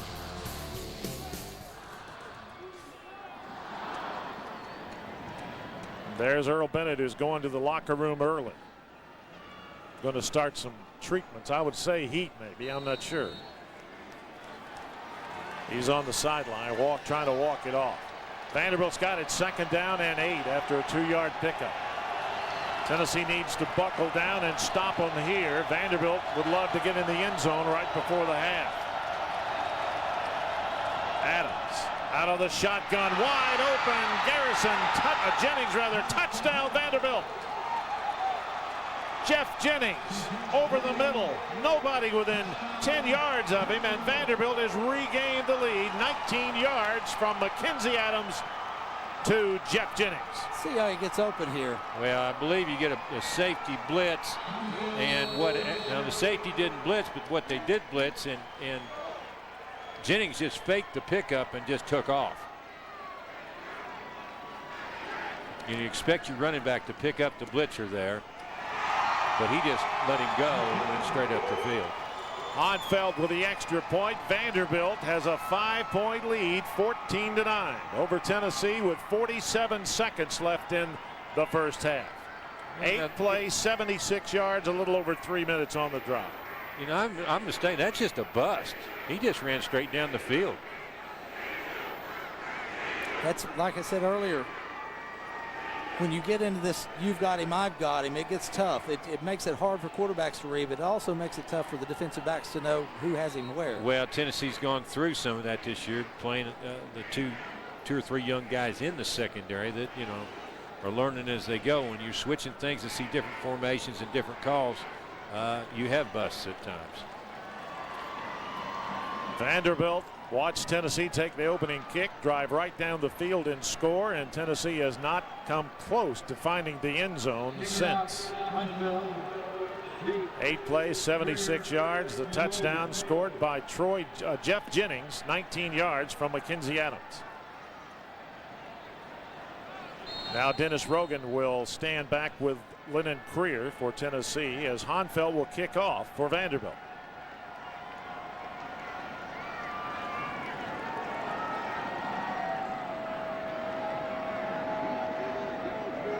not sure I kicked this one deep. Done a good job of coverage up to this point. Short kick going to be taken by Lennon Creer up the middle, crosses the 30, and Tennessee puts it in play from that point with 42 seconds. The Volunteers, oh, the scoreboard's out on there. So there we go. Tennessee has 3 timeouts, so they could conceivably get downfield in time to get a field goal. We'll have to see.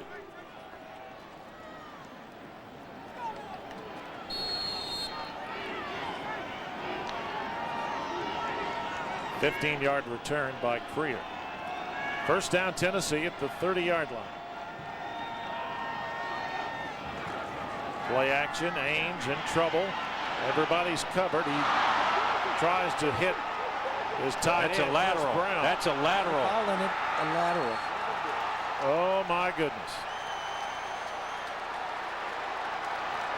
Vanderbilt has recovered it at the Tennessee 15.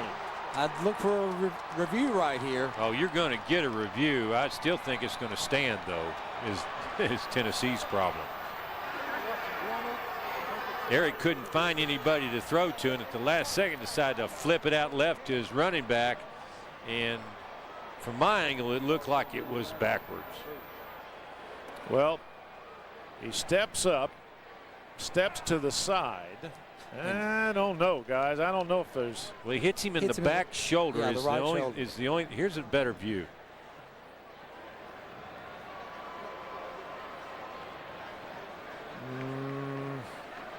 That's close. That is close. But is it enough to overturn the ruling? Well, that's the deal.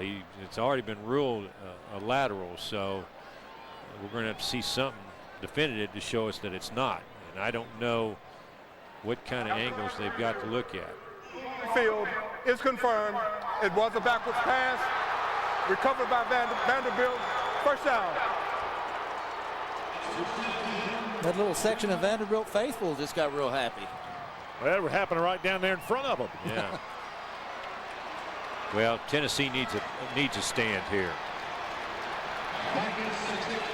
29 seconds. Vandy's got 1 timeout, so they got time to run 1 play and then settle for a field goal. Adams, play action, throwing into the end zone, incomplete. Clock stopped with 24 seconds in the first half. And Ohio State has beaten Michigan 14-3. Today, the Big Ten. Georgia's up 21-13 over Kentucky with 8 minutes to go in the game. And in this game, Vanderbilt's up 14-9 and threatening to add to that following the game's first turnover.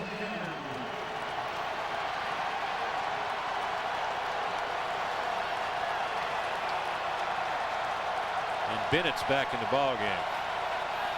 Adams, pass incomplete. Intended for Alex Washington at the 10-yard line. It'll be 3rd down. And having that timeout gives Vanderbilt the luxury of at least passing it 3 times and then settling for the field goal.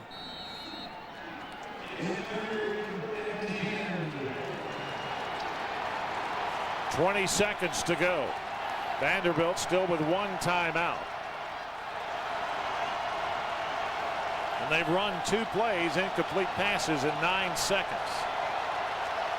2 receivers left, 1 right. 2 setbacks along with Adams. 3rd down. Adams. Tennessee's coming. Yeah, a lot of time. He throws it into the end zone. It's going to be way over the head. Incomplete. 10 seconds to go. Cason Jackson Garrison was the intended receiver. It was way over his head, and with 4th down, Vanderbilt's going to try to add to their 14-9 lead. Well, great pass blocking by Vandy there, but even better coverage by Tennessee's secondary. Usually when a quarterback gets this much time, he's going to find somebody open. There wasn't anybody there. That's the problem with having that end zone. That end line is going to keep you from getting too deep. This is a 34-yarder. 33 yards. Honfeld's kick is perfect. And Vanderbilt has now extended the Commodore lead to 17-9 over Tennessee with 17 unanswered, or actually 17 points after Tennessee had taken a 6-0 lead. My. Boy, this is a quiet Neyland Stadium crowd right now. Yeah, there's a lot of sitting on hands at this point. Well, Vanderbilt has not beaten Tennessee twice in a row in Knoxville since 1938, I believe. Almost 70 years. 35 and 37. They beat them in 2005, and the Commodores are going to lead at halftime in 2007. And they're going to get the ball coming out to start the second half. Right. Well, I guarantee you they're not going to kick this one deep. Well, you wouldn't think so.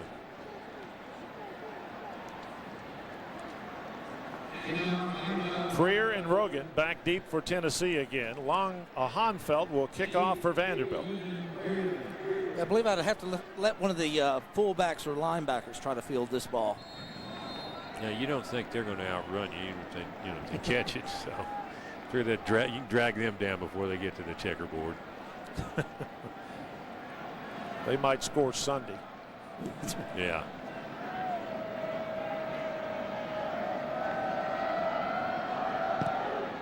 He kicked it deep. Kicks it right to Dennis Rogan, who takes it at the 10.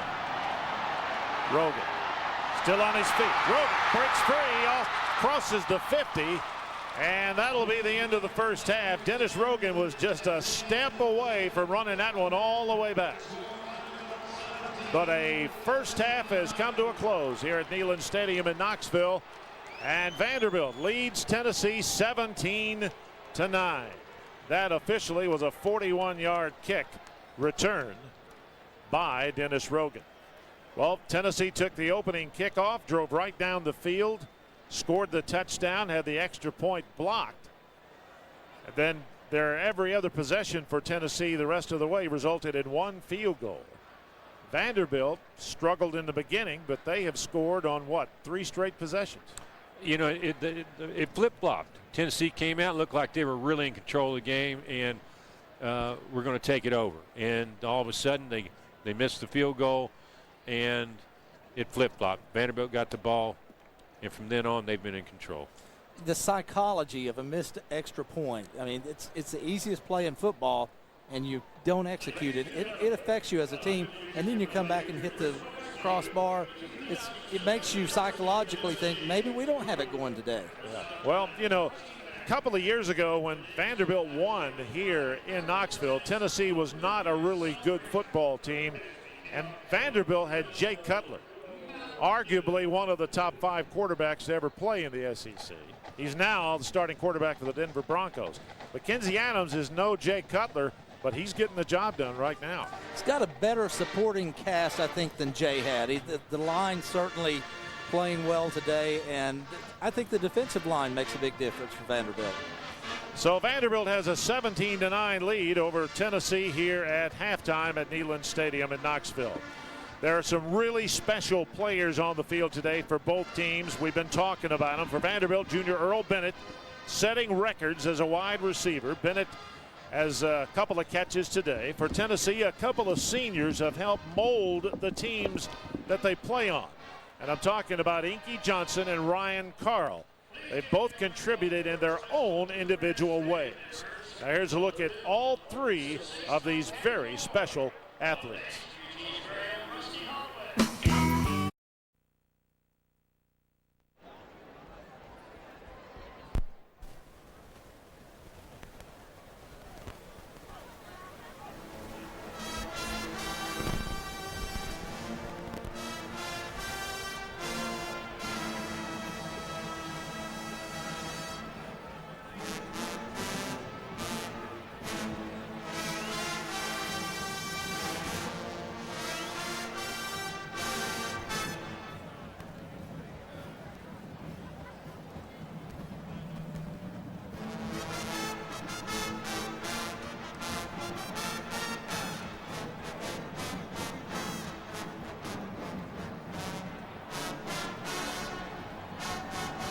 Vanderbilt leads Tennessee 17-9 here at halftime at Neyland Stadium.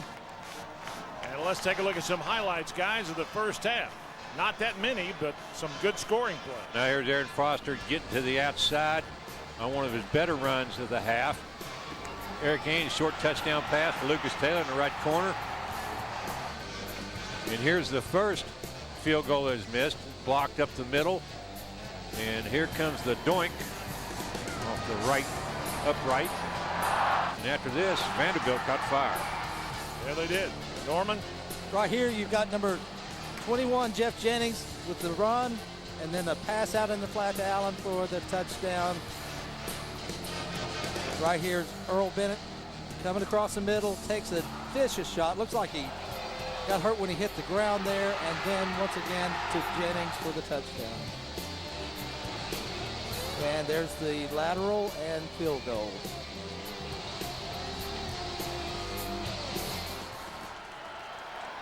Tennessee will kick off for the start of the second half. Vanderbilt will receive. Alex Washington will be back deep along with Jared Fagan for the Commodores. And Britton Colquitt will kick off for Tennessee. Vanderbilt leads at 17-9, and Vanderbilt looked like an offensive machine the way they were moving the football and grinding up the clock in that second quarter. Colquitt's kick deep, taken by Washington at the 4. Washington back up the middle and hog-tied at the 25 by Tennessee, and that's where Vandy puts it in place. Rushing yards, Vandy with a slight edge over Tennessee. The Volunteers still with an edge in passing, and it's pretty even in total yards. Exactly even in first downs. Penalties 4 against Tennessee, and they've been costly ones, and of course the only turnover. And the time of possession, which you talked about clearly in Vandy's side. Mackenzi Adams has gone all the way at quarterback. Kaysen Jackson Garrison back with him in the backfield. They give it to Garrison. They're going to try to sweep left. Tennessee stops him after a yard pickup. Gerard Mayo was there, among others, with the orange shirts. It'll be second down, Vanderbilt. Tough to get wide on a defense that's as quick as Tennessee is. They just string it out, and nothing there. Vanderbilt had to punt on their first 2 possessions, but they've scored on their last 3. Of course, that last one, they took over at the 15-yard line after the Tennessee fumble. And Earl Bennett's not on the field to start the second half. And their other receiver, Sean Walker, yes, is questionable. They give and go, big hole, and it's a first down and then some. Crosses the 45. That's Kaysen Jackson Garrison for Vanderbilt. A great cutback run by Jackson Garrison. Ball. This play is supposed to go to the left. Gets good cutoff blocks and just a huge hole to his right. Takes it up the field, breaks the tackle of Eric Berry, picks up 7 more yards. Well, I think what you said in the first half, Pat, is playing out right here. They're getting some good seal blocks there on the end, and you're not used to seeing some open territory out there to the right or left. First down, Vandy right at midfield. And a bust somewhere. No penalty marker dropped. Mackenzi Adams keeps for a yard. I think the center may have snapped the ball before Adams was ready for it. And those can be disastrous. There's Earl Bennett on the sideline. This was the case with Earl. You almost wish he didn't have to go through halftime because you want him moving. Every second that he's not moving, he stands a chance of stiffening up. Especially on cold days. You know, he must be thinking about the possibility of him playing some more football, though, because he's back out, he's padded up. They give it to Jennings, and Tennessee's got him back at the 47. Gerard Mayo wraps him up. That's a loss of about 3 or 4 for Tennessee, and it brings up a 3rd and long for Vandy. Yeah, Mayo made the tackle, but Xavier Mitchell makes his play. He beats the block, forces the ball carrier wide, gives Mayo a clean shot. Right, you can't, if you're a running back, you can't get forced that wide because somebody came in that deep. That play's going to go nowhere. And Xavier Mitchell did a good job of getting off the ball and beating the block of the tackle and forcing that play. 3rd down and 12. Big play for both teams. Vandy would love to hang on to the ball. Tennessee needs it back. Adams out of the shotgun, looking. Tennessee's blitzing. They send the man, and there's a caught pass inside the 25. How much better can you throw the ball than that pass by Mackenzi Adams to Alex Washington? Got a blitz coming in on Adams, and he sees it and gets rid of it a little early, but threw it perfectly. Great strike there to Washington. Well, they brought the corner blitz, brought Vincent off the corner. It took him a long time to get there. Gave Adams a chance to hold the ball long enough to get Washington up into the secondary. They're playing a soft zone behind it, and he found the open area. 30-yard gain. First down at the Tennessee 23. They give it to Garrison inside the 20. Fights his way forward to the 15, 16-yard line. Shy of the first down, but still a good gain. Xavier Mitchell hangs on for dear life on Jackson Garrison. 9 of 16 for Mackenzi Adams, 122 yards, 1 touchdown. He has really, really played well. And most importantly for Vanderbilt, that 0 interceptions and 0 fumbles. They're not good enough to turn the ball over a bunch of times and still win. Vanderbilt in a 2 tight end set. Jackson Garrison tripped up, loss of a couple, and it will bring up a 3rd down. Rico McCoy was there for Tennessee.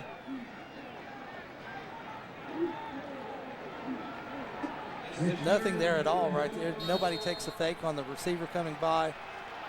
And in the SEC, if you get a situation like that, just stick your head in there and try to get a half a yard or a yard. Big play again, 3rd down and 4. The line of scrimmage is the Tennessee 17-yard line. Adams caught. Washington inside the 10. First down and goal to go Vanderbilt. Jonathan Hefney defending. Yeah, that was a good quick slant throw from Adams to Washington on the right side, and a tough catch by Washington in traffic for the first down. And we've got a Tennessee player down.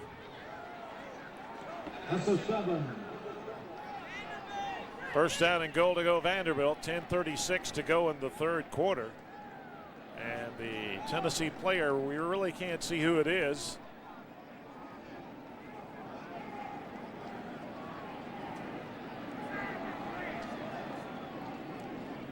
That is a lineman. Not Bolden, is it?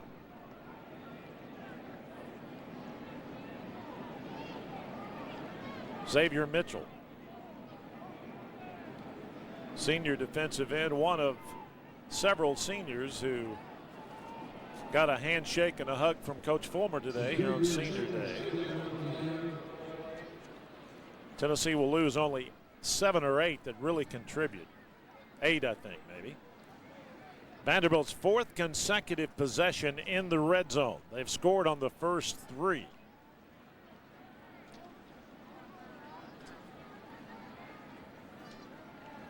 Well, Vanderbilt's done exactly what they came in the locker room wanting to do. That's take the kickoff and drive the football.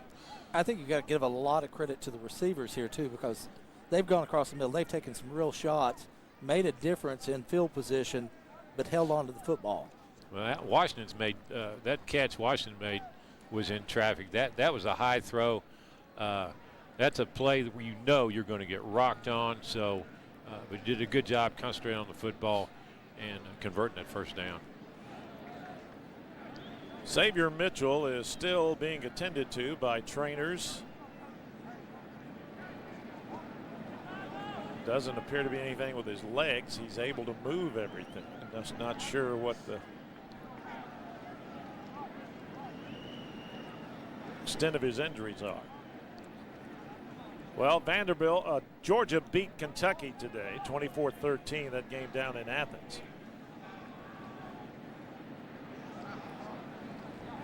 And once again, we welcome you to our pay-per-view telecast of Vanderbilt and Tennessee. Southeastern Conference football. Randy Smith along with Norman Jordan and Pat Ryan here at Neyland Stadium in Knoxville. And after the opening kick was returned for a touchdown by Tennessee, it's been all Vanderbilt. Commodores lead at 17-9, and they're threatening to add more. Mitchell is sitting up. May have just gotten his bell rung. He came on a twist move to the inside on the pass rush. I lost him after that. He appears to be okay. He's walking off. Might have wanted to make sure he went to the right sideline if he got his bell rung. Yeah, he's got 4 or 5 guys leading the way. Yeah. So First down, goal to go. Vanderbilt's 9th play of the drive. Tennessee had him up, backed up, 3rd down and long, and let him get out of it. Jennings is the tailback with Adams. They give it to Jennings inside the 5, fights his way down to the 2. Mayo and Carl make the tackle for Tennessee, but right now this Tennessee team is way out of sync on both sides of the football. Vanderbilt's offensive line is doing an excellent job of moving the line of scrimmage. Yeah, that wasn't a case of cross blocks or anything. That was the offensive lineman blocking the defensive lineman.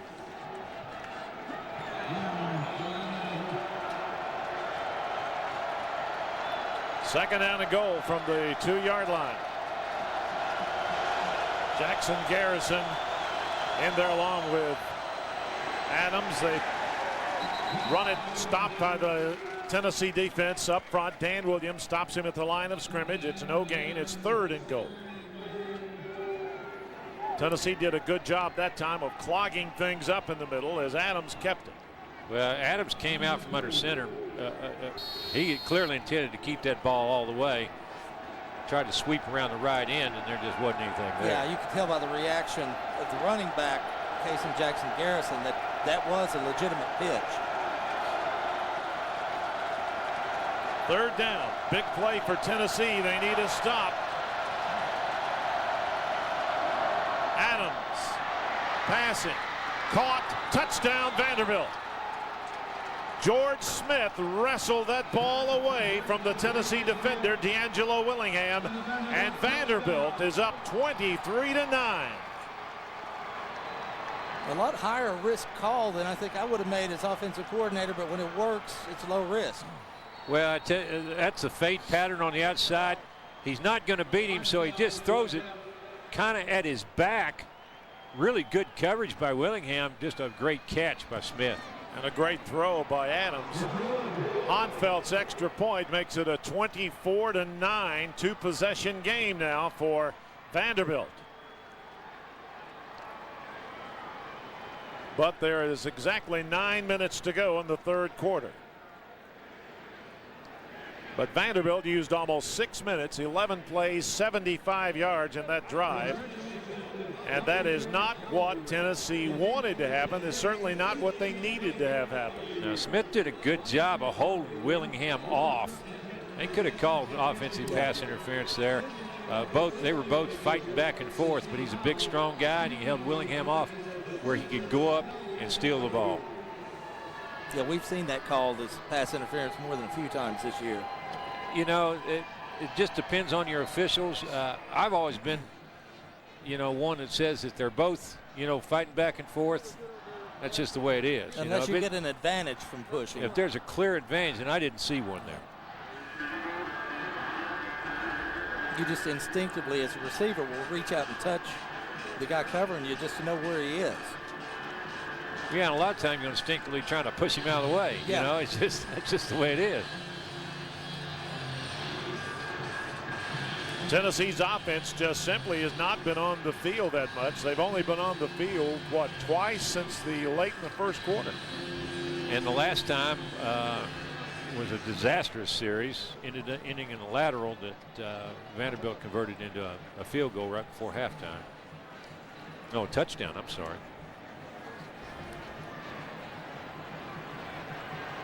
So Tennessee will receive with 9 minutes to go in the 3rd period, down 24-9. Since Tennessee went up 6-0 on the first possession of the game, Vanderbilt's outscored them 24-3. John Woffrey is going to kick off for Vanderbilt. I guess Honfeld with 2 field goals, a couple extra points, might be worn out. Rogan back deep to receive for Tennessee, along with Lennon Creer. They've been back there every time that Vanderbilt has kicked off. Tennessee's offense really needs something to happen good for them here. They need to regain a little bit of this fire and momentum back in this ball game, because Vanderbilt's clearly got it right now. High kick, very, very short. Taken by Creer at the 20, out to the 30, to the 35. Or that's Rogan rather than Creer. So it'll be first down and 10. Tennessee, good field position at the 35-yard line. And the time of possession is absolutely unbelievable. Vanderbilt is holding the opponents to 21 points a game. Today they've given up 9. Foster's in at tailback. 2 receivers right, 1 left for Tennessee. Ainge still at quarterback. They give it to Foster, sweeping right, fighting forward for about 3 yards. Gabe Hall makes the tackle for Vanderbilt. Short gain for Foster. It'll be second down. I wouldn't be surprised to see a big dose of Foster on this drive. Well, Tennessee is behind 2 possessions, but guys, they don't want to give Vanderbilt the football back. No, they don't. They need to eat up some clock and score. They hadn't been too successful in the passing game in the last 2 or 3 series. So Foster might be the way to go. Ainge out of the shotgun, flips it out to Foster. They give him a block. He's got the first down. Out near midfield, first down, Arian Foster. Jonathan Goff makes the tackle for Vanderbilt.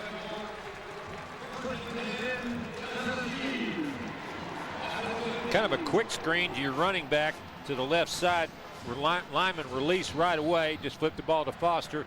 Get a couple big bodies out in front of him. Let him do the rest. Not much more than a toss sweep, except you give your lineman time to get out there. First down right at midfield.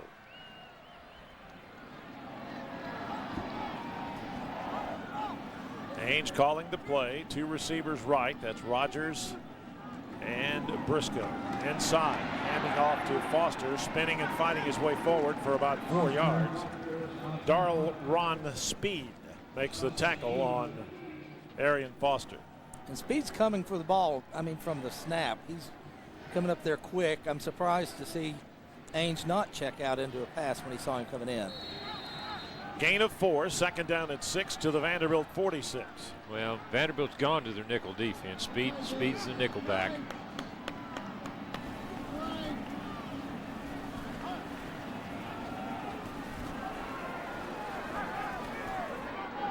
Ainge now operates out of the shotgun. He's back in the backfield with Arian Foster as we go under the 7-minute mark in the 3rd quarter. Vanderbilt's coming hard. Ainge incomplete. Intended for Foster. The crowd wanted pass interference.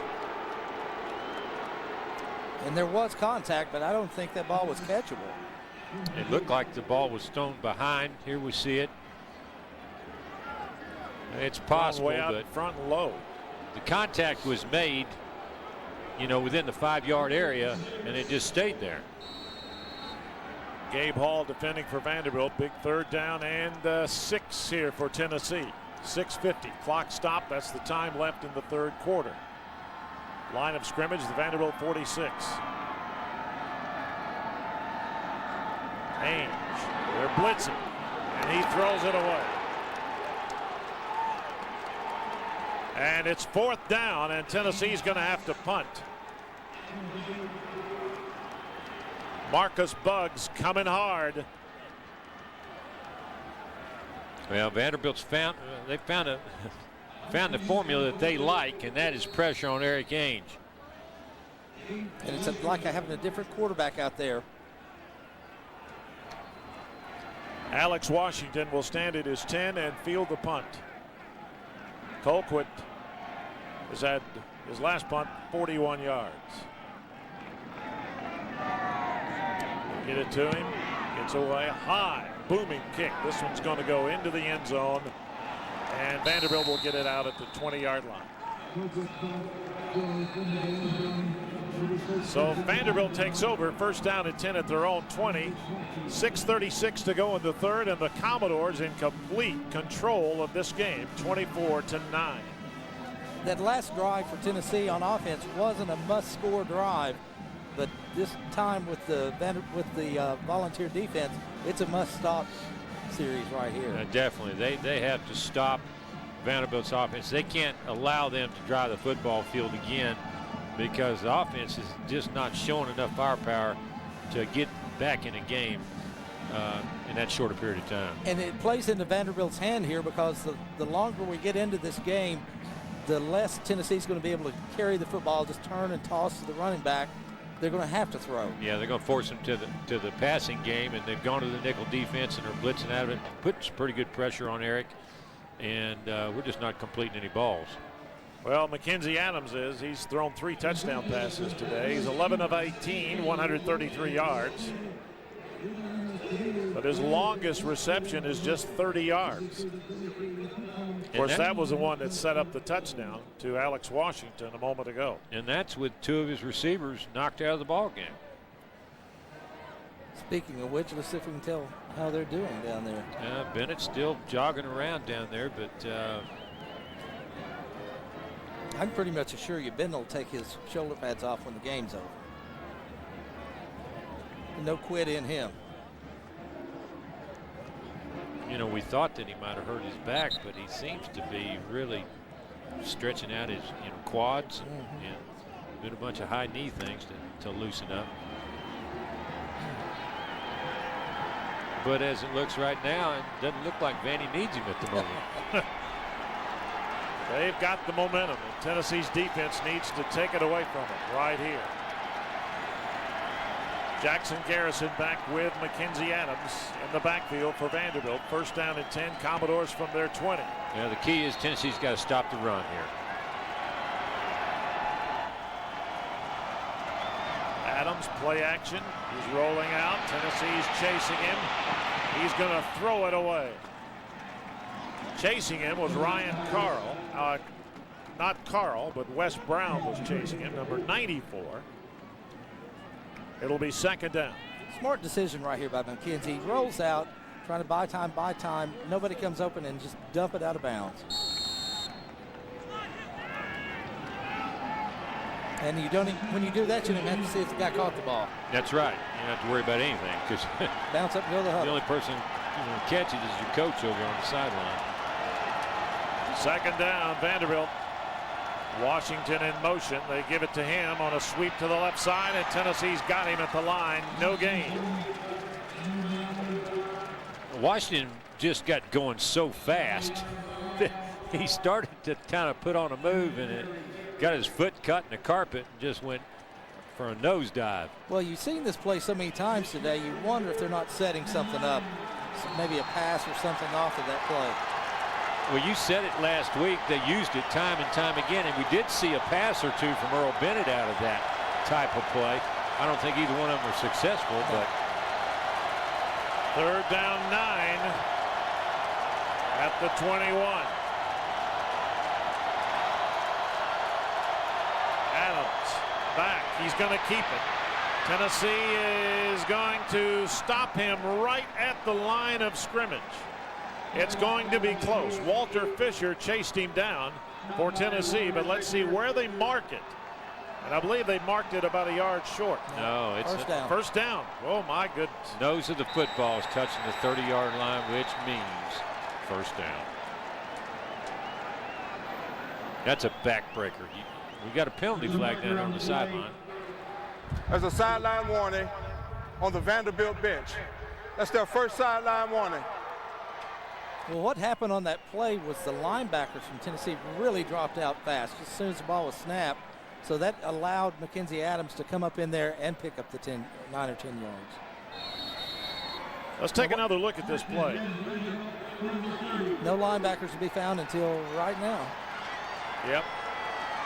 Jennings is back in the game. Jeff Jennings has played a great game along with Kason Jackson Garrison. First down at the 30. They give it to Jennings. Tennessee stretches him out, and he stretches out and picks up about 4. Dan Williams hanging on to him. It'll be second down for Vanderbilt. It's about as exciting as the old Green Bay Packers in their heyday, but right now it's working. Pickup of 4. It'll be second down at 6. Well, Jennings and Jackson, Garrison are both running hard. Tennessee looks like they got it strung out pretty good. Everybody in pretty good position.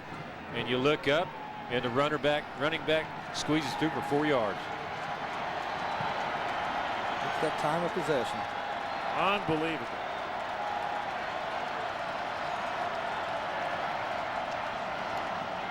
Handing off. Great tackle right there by Tennessee's Dan Williams on Jeff Jennings. Jackson Garrison, rather, the ball carrier, and Dan Williams for Tennessee, all 6'3", 310. Got him and wrapped him up. It's a loss, so it'll be third down and about. Well, they say he got back to the line of scrimmage, so it's still third down and 6. Tennessee defense got to figure out a way to get off the field right here. Big play, 2 receivers. 3 rather to the right, 1 left. Adams, penalty marker, goes down. Too much time, I believe. That will hurt Vanderbilt. Prior to the snap, false start. Number 73 on the offense. That penalty is 5 yards from the previous spot. It'll remain third down. So now instead of 3rd and 6, it's 3rd and 11.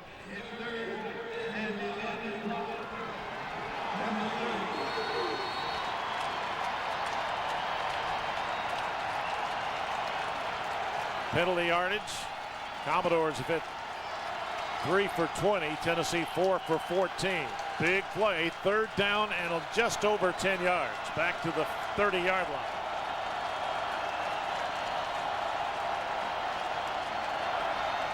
Adams out of the shotgun, keeps it. Tennessee will wrap him up. After about a 3-yard gain, Wes Brown grabs him, and Tennessee's going to force Vanderbilt to punt the ball with 3:13 to go in the third quarter. A little more conservative than you would normally see right here. And the reason I don't like the call so much is not that they weren't going for the first down. It was, you've got to show your quarterback you got belief in him. And I trust you to make the pass. I trust you to not make the interception. Brett Upson will stand inside his 20 to punt it away. Rogan will stand inside his 30 to receive it. Tennessee almost got there. It hits, takes a Vanderbilt bounce, and goes out of bounds inside the Tennessee 30. So Upson's punt got a little bit of a bounce to it. Andre Willingham, or rather Antonio Wardlaw, almost got the block for Tennessee coming in from the corner. So Tennessee gets it first down at the 28. 42-yard punt by Upson with 2:41 to go here in the third quarter. It looked like Tennessee kept one back and rushed 40 that time. Yeah, they sold out. They were after that punt. Just didn't quite get there. Tennessee has won its last 2 games. They beat Louisiana Lafayette 2 weeks ago, 59-7. Beat Arkansas 34-13 here last week. But boy, Vanderbilt came to play, and Tennessee, I'm not so sure, is that focused today, Pat. They played for a couple series in the first quarter, but since then, the focus team is down there in the white and gold. And this is a huge series for the Vanderbilt defense. It would be a confidence builder that I don't think you could buy with money. Tennessee will likely get this possession and 2 more if they can stop Vanderbilt.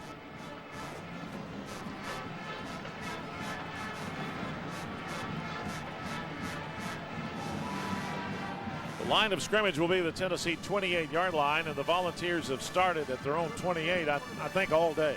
That's unbelievable.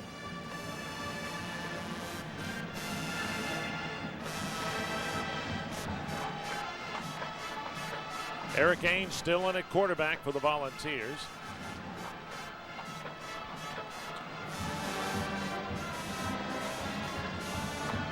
I think if I'm Coach Fulmer right here, I'm taking another shot and trying to run the ball down the field, use my big backs and try to get some yardage that way, because it's still early enough.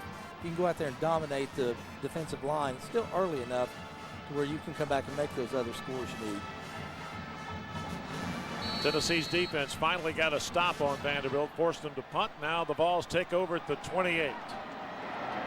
Ainge, play action. Back to pass. Caught. Rogers. Close to a first down. Rashard Langford wrapped him up. And it's out near the 38. I think he got it. I tell you what, play action pass, and this is a laser shot from Eric Ainge. If you don't get this ball out quick, that thing's going the other way.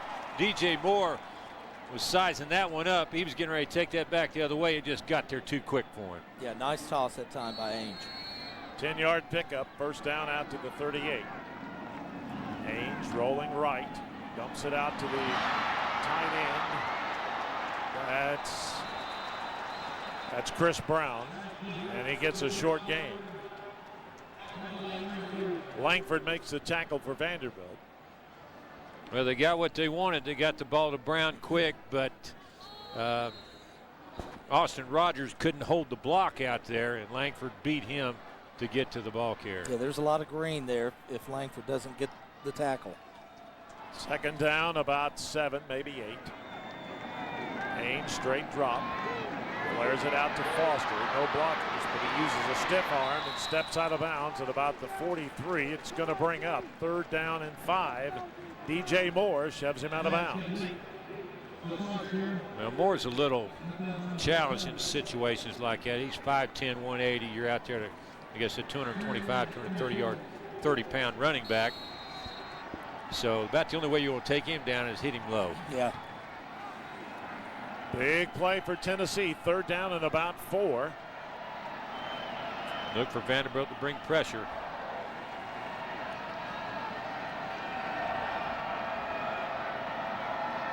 Ainge out of the shotgun. Here comes Vanderbilt. Ainge over the middle. Incomplete and almost intercepted. Got the Boo Birds coming out now. It's 4th down with 1:39 to go. And the pass was nowhere near catchable. Well, good protection. Had Taylor coming across the middle. Just threw it behind him. Coverage there by Marcus Buggs. He was in coverage, but he still could have fit that ball in there. Ball comes in where it's supposed to be. It's a catch. And it's a first down. Tennessee now only 1 out of 8 3rd down conversions today, and that could be the story of this game if Vanderbilt goes on to win it.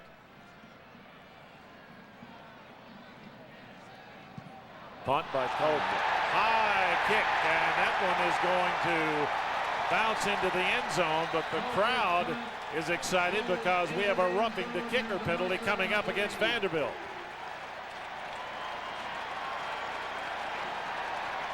Well, the Vanderbilt player is trying to plead his case that he was blocked into the punter. Umpire's not buying that.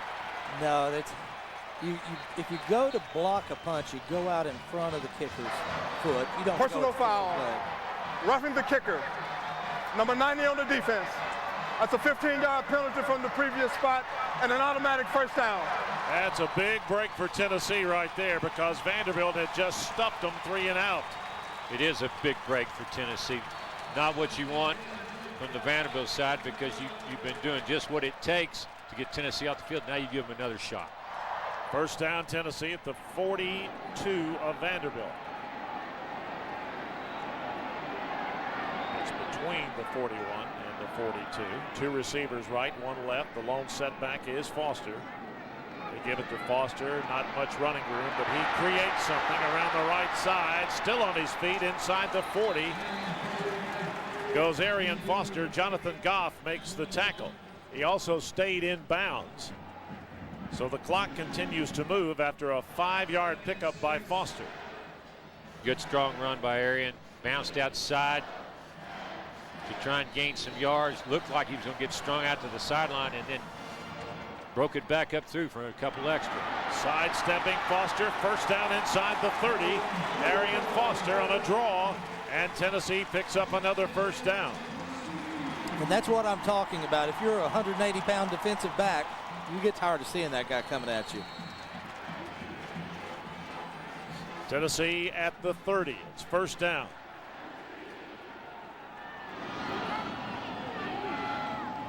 Ainge gives it to, fakes to give to Foster.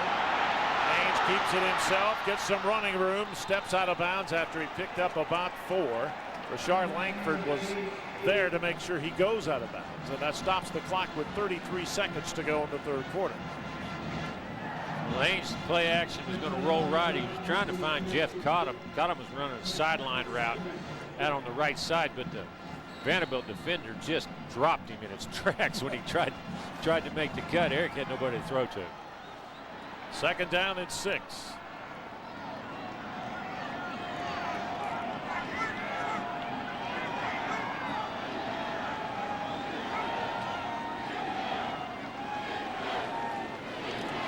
Gives it to Foster, and he's snowed under. After he picks up maybe a yard or a little less, Marcus Buggs wrapped him up. It's going to be third down and 5. And you're seeing Tennessee, you're seeing Ainge checking to whatever defense Vanderbilt's showing, but I'm not sure that they're showing the defense that he should be checking to. That they're going to run. Yeah. You know, that goes both ways. You show them something, they check to a play, well, then you go to something else. It's a big chess match. And that's the end of the third quarter and the end of the period, drawing some boos from the fans here at Neyland Stadium as Vanderbilt leads it 24-9. And when play resumes, Tennessee will have it third down and 6 at the Vanderbilt 27-yard line. Well, if you're Tennessee and you're facing fourth down here, do you take the 3 points or do you try to go for it, Pat? Well, I think you go for it. I don't know that 3 points at this point in the game is really going to do you that much good. Takes you to 24-12. It's still a 2-score game. So, and we haven't had that great of luck of shutting Vanderbilt's offense down. So I think you get this close, you take your shots.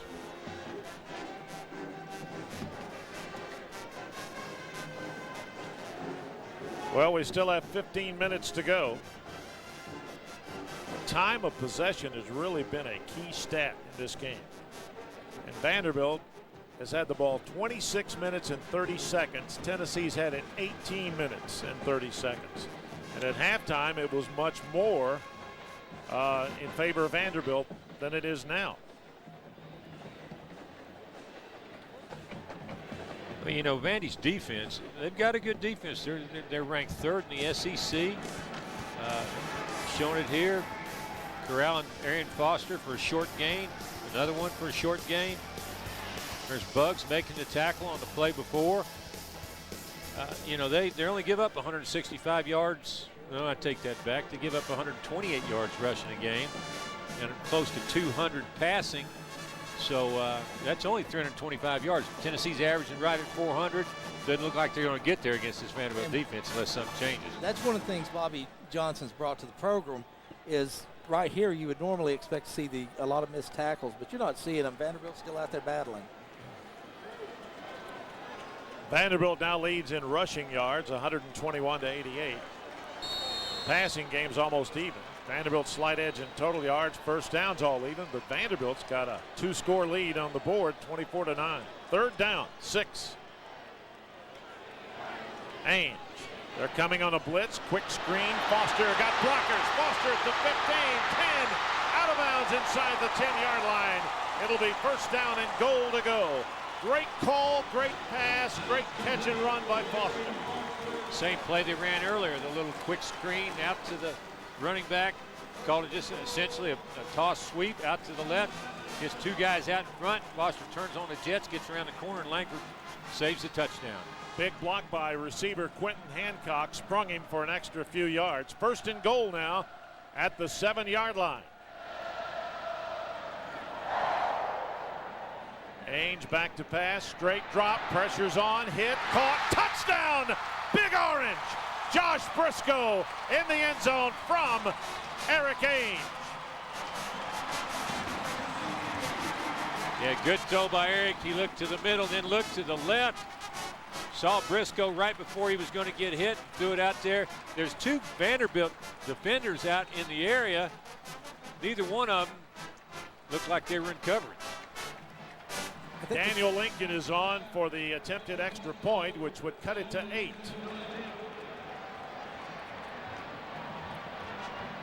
And this is just his second extra point attempt. He had the first one blocked.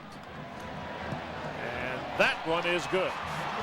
10 plays, 72 yards, just under 3 minutes. Of course, they were helped by that penalty, 15-yard blocking the, or running into the kicker penalty as well. Well, I said it when it happened that's a huge blow for Vanderbilt. They'd stop Tennessee's offense, and then you have a stupid roughing the kicker penalty, and you give the other team a chance, and that usually comes back to bite you. And you talk about a game of inches. Goff is in there just about to hit Ainge as he releases the ball. He gets to him, he's 6 inches closer, then that's a fumble.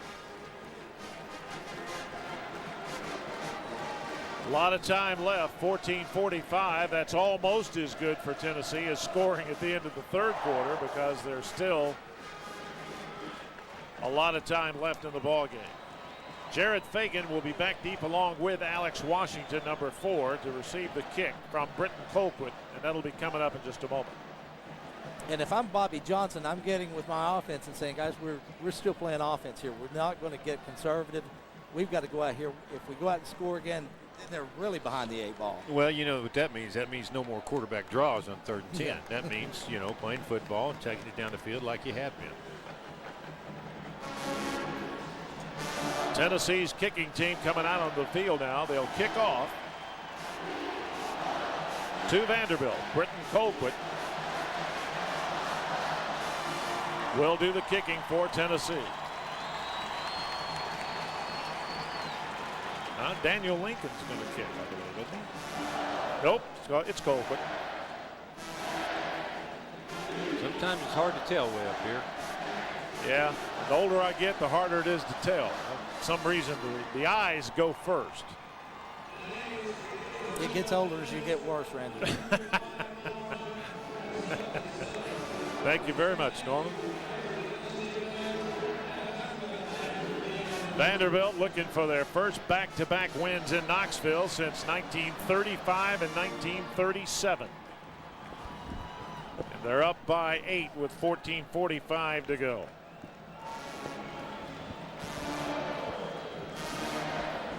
We must be in another Kessling timeout. Oh, yeah. No, he's talking over there. All right, Colquitt's foot goes into the ball. It's a high kick taken by Fagan inside the 10. Fagan busted at the 20 and driven back. And Tennessee with the momentum. LaMarcus Thompson put the first lick on him. So did Nick Reveiz. So now it's up to the Tennessee defense to get another stop and give the ball back to the Volunteer offense. Well, you've got a problem right here when your 2 deep backs are fighting over the ball. You essentially lose time and you lose a blocker when that happens. First down, Vanderbilt. Commodores at their own 22-yard line. Mackenzi Adams with Earl Bennett in the game in motion. They give it to Kason Jackson, and he's going to be stuffed after he picked up a yard, maybe 2. We'll see where they unstack. Xavier Mitchell, who had his bell rung a little earlier, is back in the game and helped make that tackle. Gain of about 3, they say. It'll be 2nd down and 7. Looks like number 76, Thomas Welch, for Vanderbilt's offensive line, came out of the game.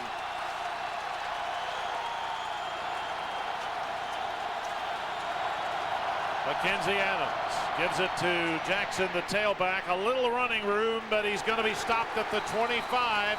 He picked up a couple more. Rico McCoy was there, and it's 3rd down. Vanderbilt's running backs are trying now to bounce it out too much. They had some success early, but it was there earlier. The play's designed to go inside, and they keep bouncing out. He took it up in, and he saw Gerard Mayo, but what he didn't realize, Mayo was getting ready to be blocked. He would have had better luck staying where he was. 3rd down and 6, a gain of a yard. Earl Bennett is in the game for Vanderbilt. He's flanked out wide right. That's where I'd be looking. Mackenzi Rolling right, being chased, incomplete, intended for Jake Bradford, and it'll be 4th down. Vanderbilt goes 3 and out. A play action pass is not exactly what I expected there, because first of all, Tennessee's going to play coverage. They're not looking for the run here. They're looking for the pass.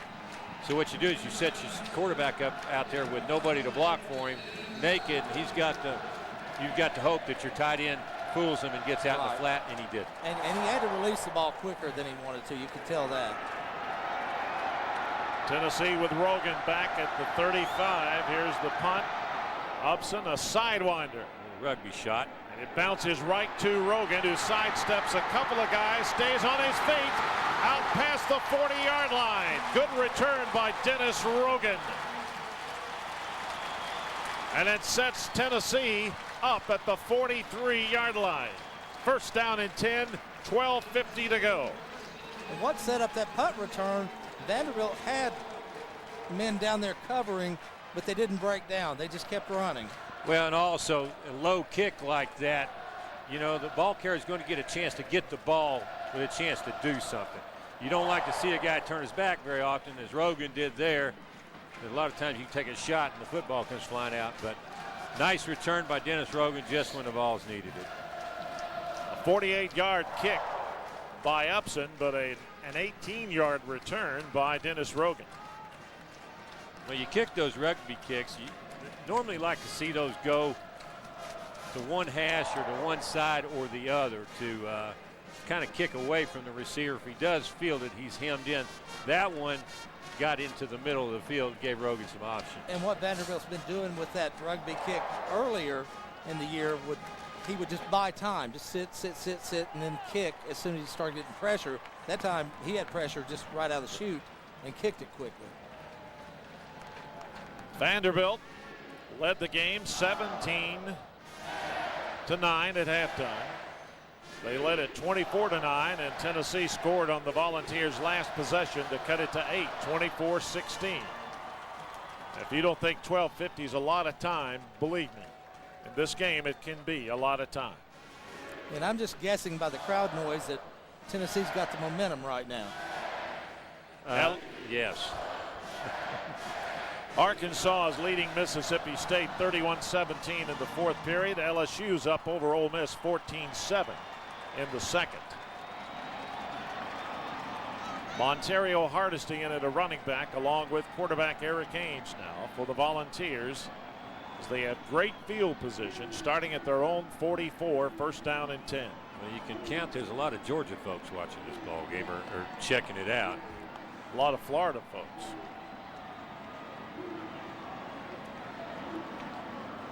You know, Vanderbilt may have the most SEC fans they've had in many years on this game. Well, Georgia's win eliminated Florida, right? I think so. I think they did. So it's Georgia and Tennessee. If the Volunteers win today and win next week, they go to face LSU in Atlanta. But we still have 12:50 and Vanderbilt in front of Tennessee right here. Ainge gives it to Hardesty, and he's going to be hit for about a 4-yard loss. And the crowd doesn't like the way that Vanderbilt slammed him to the ground. Well, you got to believe that the whistle blew, quite a bit before that happened. I've seen this more this year than I've seen any other year, where they just let them keep pushing and they don't blow the whistle. I don't know why that this is happening, but I never heard the whistle. 2nd down, 13, loss of 3 on the play. Tennessee's back to the 40. Ainge out of the shotgun, back to throw, pressure's on, incomplete. And almost picked off. Yeah, he got his arm hit. Got good pressure from his right side. Grabbed his arm and knocked the ball out. Essentially almost went right into the belly of a Vanderbilt defender. Dangerous play. Broderick Stewart, I think, got a hand up, knocked it down. It'll be 3rd down and 13 for the Volunteers, 3rd and long. Well, he's their pass rush specialist. He's long and lean, and finds a way to get to the quarterback. Ainge throwing deep, and it's going to be incomplete. Tennessee did not have an orange shirt anywhere near that football. It was intended for Lucas Taylor, so now Tennessee faced with 4th down, and they lost 3 yards on that possession. Eric and his receiver just looked like they were off. You know, Eric's throwing the corner pattern, and Taylor's running the post. Neither one of them were going to be open. Double coverage down there. Eric really shouldn't be throwing the football down there. I don't think a high-powered hand grenade would have hit the receiver there. 4th down now and 13. Britton Colquitt will stand at his 25. And gets away a wobbly punt taken by Washington at the 25, and he's going down just across the 25-yard line. So a good punt by return, not by Colquitt. Not much of a return for Vanderbilt, but the Commodores put it in play, 1st down and 10. And good coverage that time by Tennessee. They really broke down in front of the receiver and made sure that they had him hemmed in to make the tackle. 37-yard punt by Colquitt. So now Tennessee's defense. They've got to do the job again. Yep, it's up to them. And they did it last time, 3 and out. Well, if I'm Bobby Johnson, I'm opening up the whole playbook right here. Vanderbilt's last touchdown looked this way. Here goes Jackson Garrison breaking the tackle, taking it up for about 10 more. Good post pattern, nice shot to Washington down in the seam, and the fade pattern at the back to Smith. On 3rd down. On 3rd down and short. Game of inches. Time of possession, Vanderbilt still has had the football 9 minutes more than Tennessee has this game. Mackenzi Adams has had a pretty good day. Not stunning if you look at statistics, but look at that 3rd figure. 3 touchdown passes today for Mackenzi Adams. And I think, once again, if you're Bobby Johnson, you've got to say, Mackenzi, get in there. We're going to run everything we've got. We've got to do something right here. We can't 3 and out. And you want to keep the football here. You really do. You know, time of possession in a lot of games is misleading. You'll look at it. You'll say, you'll see a team get beaten time of possession by 6-7 minutes, but still they'll win by 30 points. Yeah. And that means you're scoring quick. In this game, it's not misleading. It tells the story today. Well, if you take time of possession plus the turnovers, if you can consistently win the time of possession and win the turnover battle, you're in the ball game. Yes. Another stat to look at, 3rd down conversions. Vanderbilt 6 of 11, Tennessee only 2 of 10. That's a big factor in the game as well. That is always telling. Right.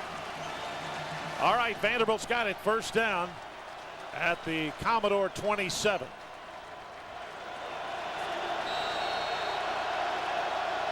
Mackenzi Adams, 2 receivers right, 2 left. Lone setback with him is Jackson Garrison. They give it to him. He stutter steps, get back to the line of scrimmage, maybe a yard. Gerard Mayo tackles him. It'll be 2nd down for Vanderbilt. The clock is moving, 11:28 now to go in the game. You've got to believe that Vanderbilt's got to throw the football here. If they run it again, it's almost like we're going to go in the shell and expect our defense to win this football game. We're going to run it a 3rd time if they run it right here. 2nd down 9 from the 28. Option, flips it back. Jennings, or is that Jackson Garrison? I believe it's Jennings. He's pushed out of bounds by Hefney. It's going to bring up 3rd and short.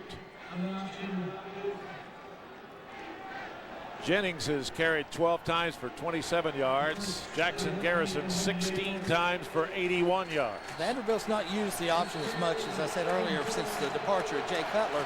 With Jay, you had this giant guy who was as big as a linebacker coming out, and you had to put a linebacker on him to stop him. Yeah, and he was pretty tough, too. 3rd down.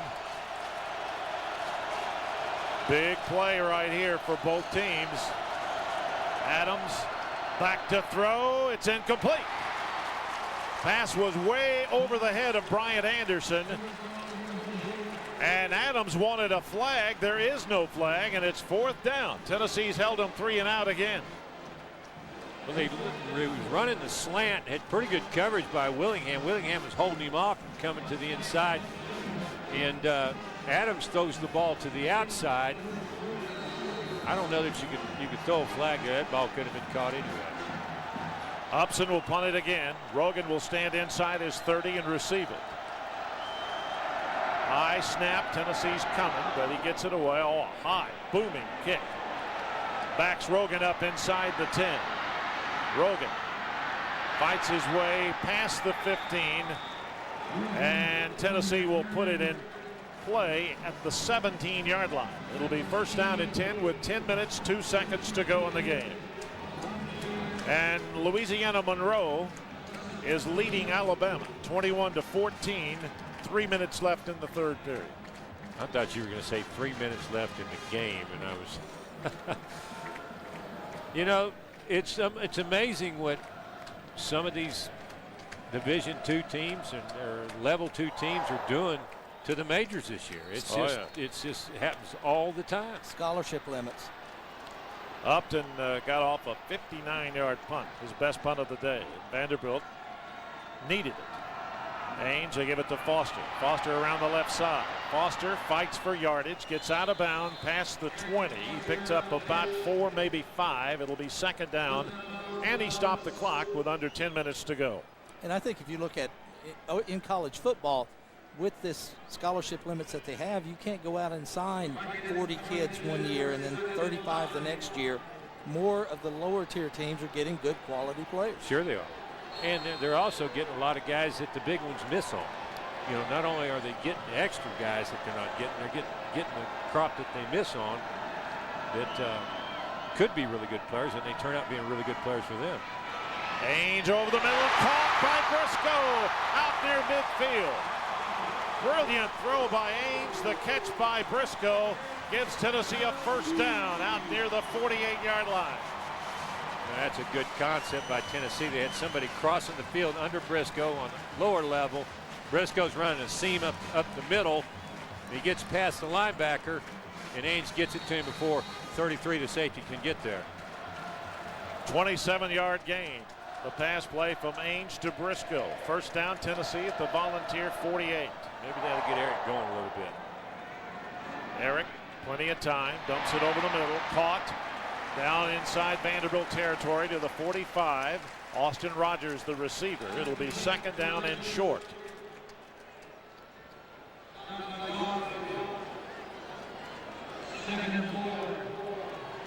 Tennessee going in the no huddle.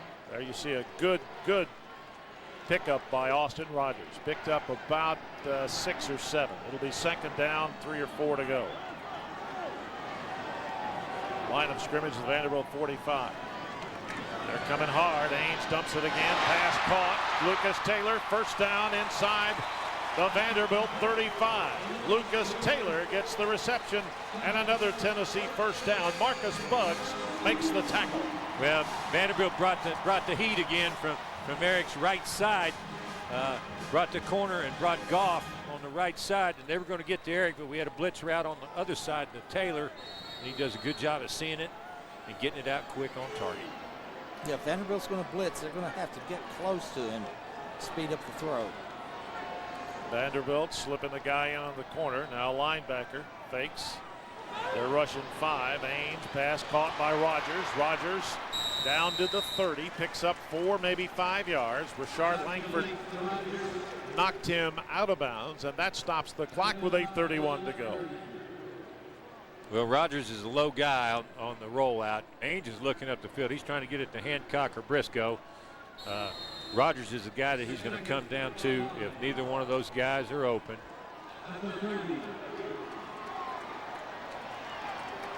Second down upcoming. About 5 or 6 to go. 2 receivers right, 2 left for Eric Ainge. Back to throw. Vanderbilt's coming again. Pass caught. This one by Taylor. First down to the 20. Taylor with a reception, and Tennessee is moving again.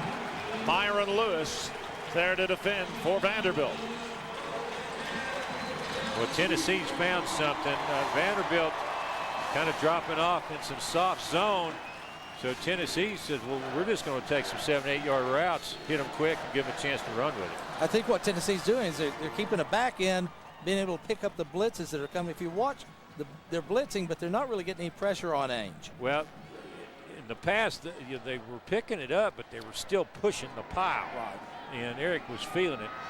Now he knows he's picked up, so he just stands there.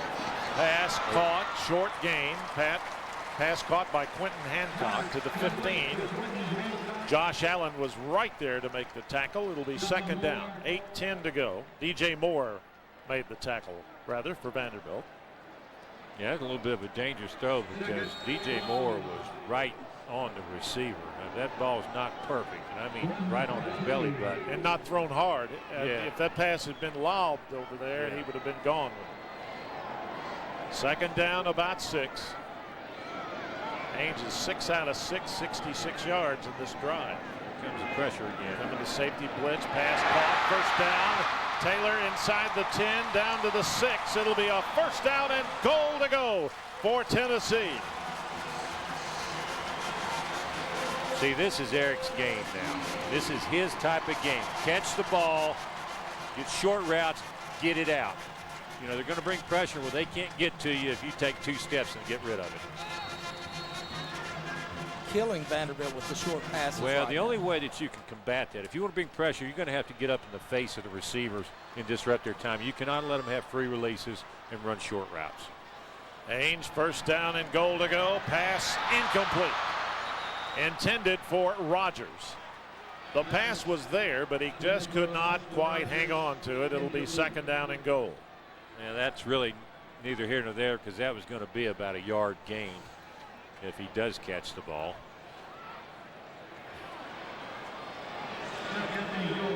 Second down and goal, just shy of the 5-yard line. Clock stops, 7:19 to go in the game. Vanderbilt leading by 8. Ainge is up, spread out to the left side. Who's our quarterback? Gerald Jones, and Gerald Vanderbilt Jones. calls time. Imagine that.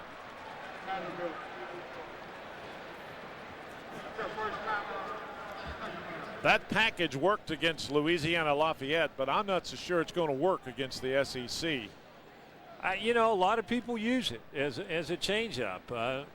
You've got to block it. That's all there is to it. You know, you can fake the run and hope that somebody misses. If you got a great athlete back there running the football, you know, he makes a guy miss, and that's what that's what they're counting on. Gerald Jones is a great athlete. And I'm thinking I'm putting my worst cover corner on Ainge when he goes wide like that. I'm thinking I'm putting somebody in the game that you don't even care about. Put your punter out there. Let him get a letter. Yeah. Put me out there. I'll guard it. Well, one thing is, you know they're not going to run that way because he's not going to block anybody. So, you know, I really wouldn't be worried about doing anything with him. I'd have somebody cheating in off of him. And I think the surprising thing to me is that Vanderbilt was surprised that it happened because just about everybody's got that package now. Well, Jones is still in the game. Well, maybe because it was down on the goal line that they wanted to make sure they had it all covered. Second down and goal. Tennessee at the 5.5-yard line of Vanderbilt. Man coverage across the board. They're blitzing again. Pass caught. Touchdown. Big Orange. Austin Rogers from Eric Ainge. And it is a 2-point game. And you know the Volunteers are going to go for 2 in the tie. Well, they got the matchup they wanted. They got Austin Rogers on a safety. Safeties are not great cover guys historically. Langford was off of him too far. He just ran a simple little out move. If you hit him on time, he's got a chance to do just this: turn up and get the ball in the end zone. Really, all you got to do is get your shoulders moving toward the end zone, and nobody's going to stop you from 1 yard. Volunteers are going to go for 2. They have 3 timeouts remaining. 3 receivers right, 1 left. 1 setback with Ainge. That's Foster. Tennessee trying for the 2-point conversion. Ainge rolling right. Looking. Everybody's covered. Running there. Running. Throwing it into the end zone over the head of Quentin Hancock. He had room to run. He did it one time, but once it went in. And also, I believe he had Gerald Jones open in the end zone. There's a point of no return right here. Right here. He had Jones, and he just didn't see him. Time with 7:14 to go in the game. Vanderbilt with a 2-point lead as the Volunteers go for 2 and don't get it.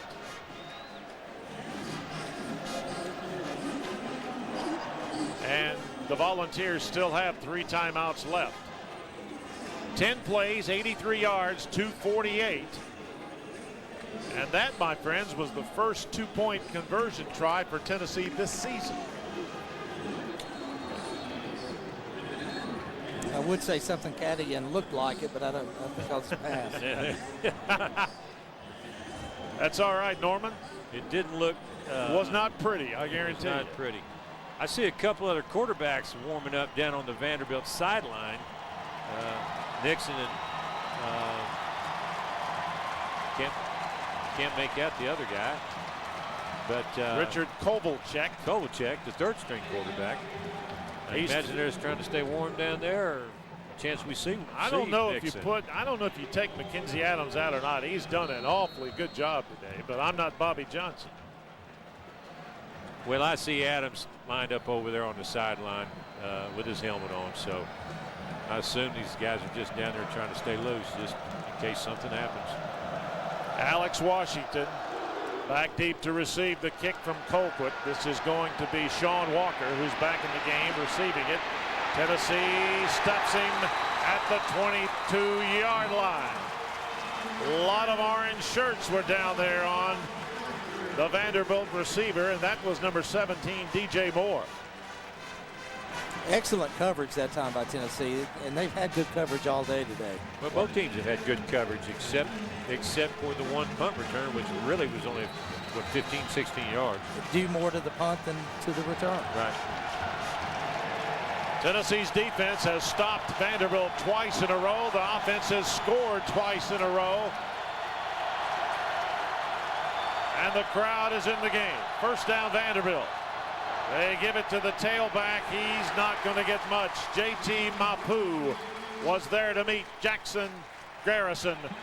A gain of a yard.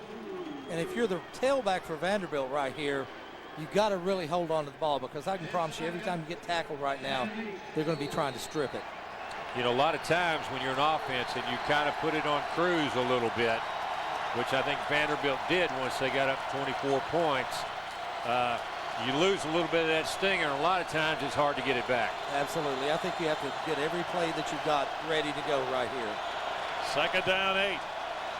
Kason Jackson Garrison, the tailback, along with the quarterback, Mackenzi Adams. Back to throw. Adams tucks it and runs. He's got some yardage, but not a lot. Knocking him out of bounds was Tennessee. That was D'Angelo Willingham. The Vanderbilt bench wanted a personal foul flag because he claims he was being hit out of bounds. There is no flag. Well, I don't think he was hit out of bounds. I think Willingham hit him on the sideline and drove him out of bounds. What they want a flag on is this right here, when he takes him and gives that little extra 3 or 4 yards out of bounds. Third down, 7. Gain of a yard that time by Mackenzi Adams. You may get that call in Nashville, but I don't think you're going to get it in Knoxville. 3 receivers right for Vanderbilt. Jennings in at tailback.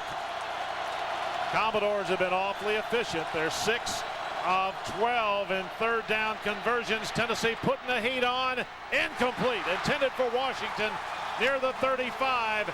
And for the third straight possession, Tennessee has held Vanderbilt 3 and out. Well, you called it. The heat, the pressure is what caused that, because Alex Washington was open on a corner pattern. I mean, wide open. Mackenzi just did not have time to set his feet and get the ball out there. Good pressure by the Tennessee defense, turning it back over. Brett Upson will punt for Vanderbilt. Rogan will stand at his 35 to return it for Tennessee. Clock stops, 6:08 to go. Tennessee coming hard. High, booming kick by Upson. Taken by Rogan at the 22. Rogan breaks it to the outside. He's still on his feet at the 30. Rogan's going down the sideline. He's still on his feet inside the Vanderbilt 35-yard line. First down, Tennessee. Great return by Rogan. You know, just a booming punt, which gives Rogan a little chance for some operating room.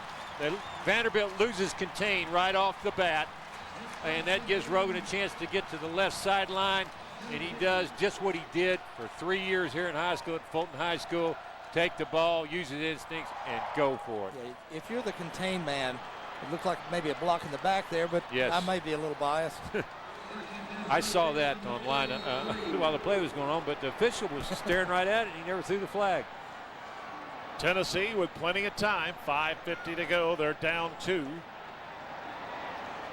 And the line of scrimmage, the Vanderbilt 33-yard line. Tennessee jump. That's going to cost them 5.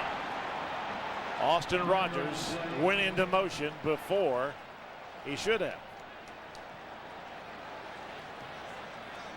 Yeah, you're supposed to wait for that. Prior to the snap, false start.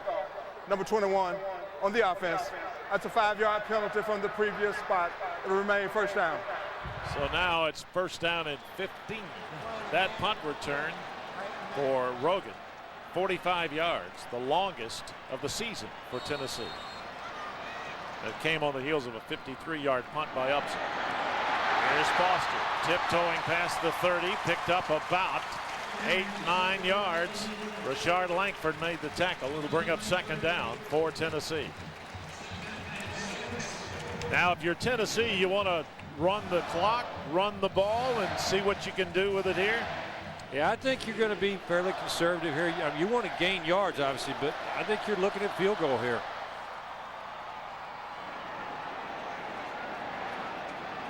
Still a lot of time. 5:15 to go. Ainge gives it to Foster again. Foster breaks free inside the 25, has a first down. Stephen Stone saved the touchdown for Vanderbilt by wrapping up Foster down near the 22. Well, had the counter going that way and made just a beautiful cut up inside. Great block by Chris Brown as well. First down, Tennessee at the Vanderbilt 23-yard line. 18 carries, 103 yards now for Foster. Pass caught by Brown. Still on his feet, but he loses yardage. They're going to mark his forward progress down at the 23. That's going to be no gain, maybe loss of a couple. It's one of those plays that helps your stats in terms of total catches for the year, but your yard per catch goes down. Yeah, he should have. He had Stalker, or I take that back. He had Brad caught him right in front of him. Big target, big tight end for a good 6-yard gain. Should have thrown it to him instead of throwing it out sideways. Second down, 11, loss of a yard. Delay. Foster tripped up, falls forward though to the 20. Picks up about 3. It'll be third and long for Tennessee. Stephen Stone made the tackle. All right, well, this gets interesting because you try to keep it in the middle of the field and give your field goal kicker a good shot at it, or? Well, it appears. I got another Vanderbilt player shaken up. Curtis Gatewood is going to have to come out of the game, though he bounced up. Got to come out for one play at least. He's still a little shaken up. Third down and 8.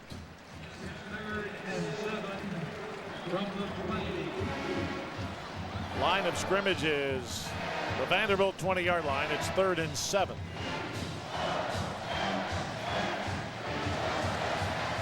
I don't know. We've got one back in the backfield. We're in the shotgun, and you've got 4 wide receivers. That says pass to me. Looks like it. 3:47, clock moving. Ainge back to throw over the middle, caught short of the first down. Lucas Taylor made the reception, picked up about 5, but it will be 4th down, and Daniel Lincoln is coming onto the field with 3:27 to go. with a pretty tough angle, too. The closer you get, those hash marks really come into play. The line of scrimmage is the Vanderbilt 16-yard line. So this will be a 33-yard attempt for Daniel Lincoln. He's 1 out of 2 today. He kicked one from 33 before and missed one from 42 when it hit the crossbar. One of the up. And now a timeout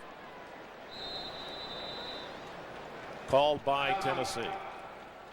Trying to ice their own kicker, baby.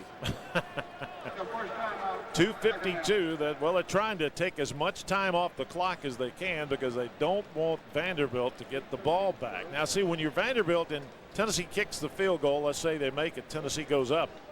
Vanderbilt's offense has got an entirely new mindset. They were trying to be conservative, run the clock, take care of the ball. Now they're behind with 2+ minutes to go. They're going to be running their offense and trying to win. They're going to be running their offense, but my point that I made earlier was, can you get back into that? I mean, they were being successful early. They were doing a great job of running the football, mixing in the pass, and keeping Tennessee off balance. They're going to be in a situation where I don't know that they're going to be able to keep Tennessee off balance. I mean, they're probably going to have to start throwing the football. Yeah, they were like they were on the interstate there for a while. Now that they were last few series like they were on a dirt road. Can you get back on the interstate? Can you find the entrance? You know, and like I said, a lot of times it's hard to get that juice back. Absolutely.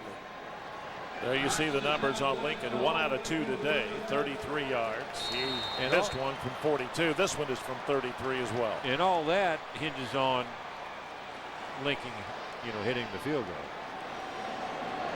2:52. Each team with 2 timeouts. The kick is away, and the kick is good. And Tennessee has taken the lead 25-24. But hang on, there's still 2:46 to go in the game.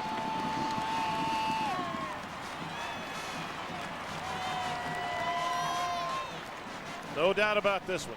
Good snap, good hold, perfect, right down the middle. All you had to do is look it up at that orange mob back behind the goalpost, and you knew immediately that that kick was going straight through the upright. Which it might have been a different kind of mob if it hadn't gone through the upright. You got that right. 6 plays, 17 yards on the drive. 3 minutes and 4 seconds.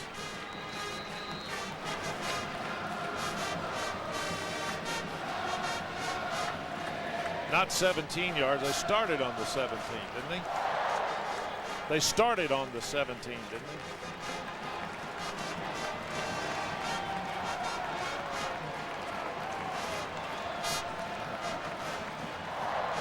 Where our stat on the computer, I'm not going to blame David Grimm for that, but the stat on the computer says 6 plays, 17 yards.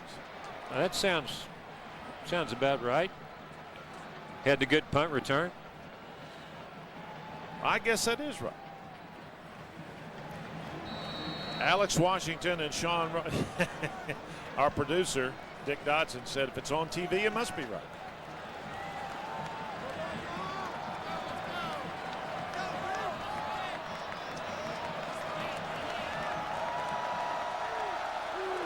Colquitt kicks it deep. Washington, Sean Walker deep.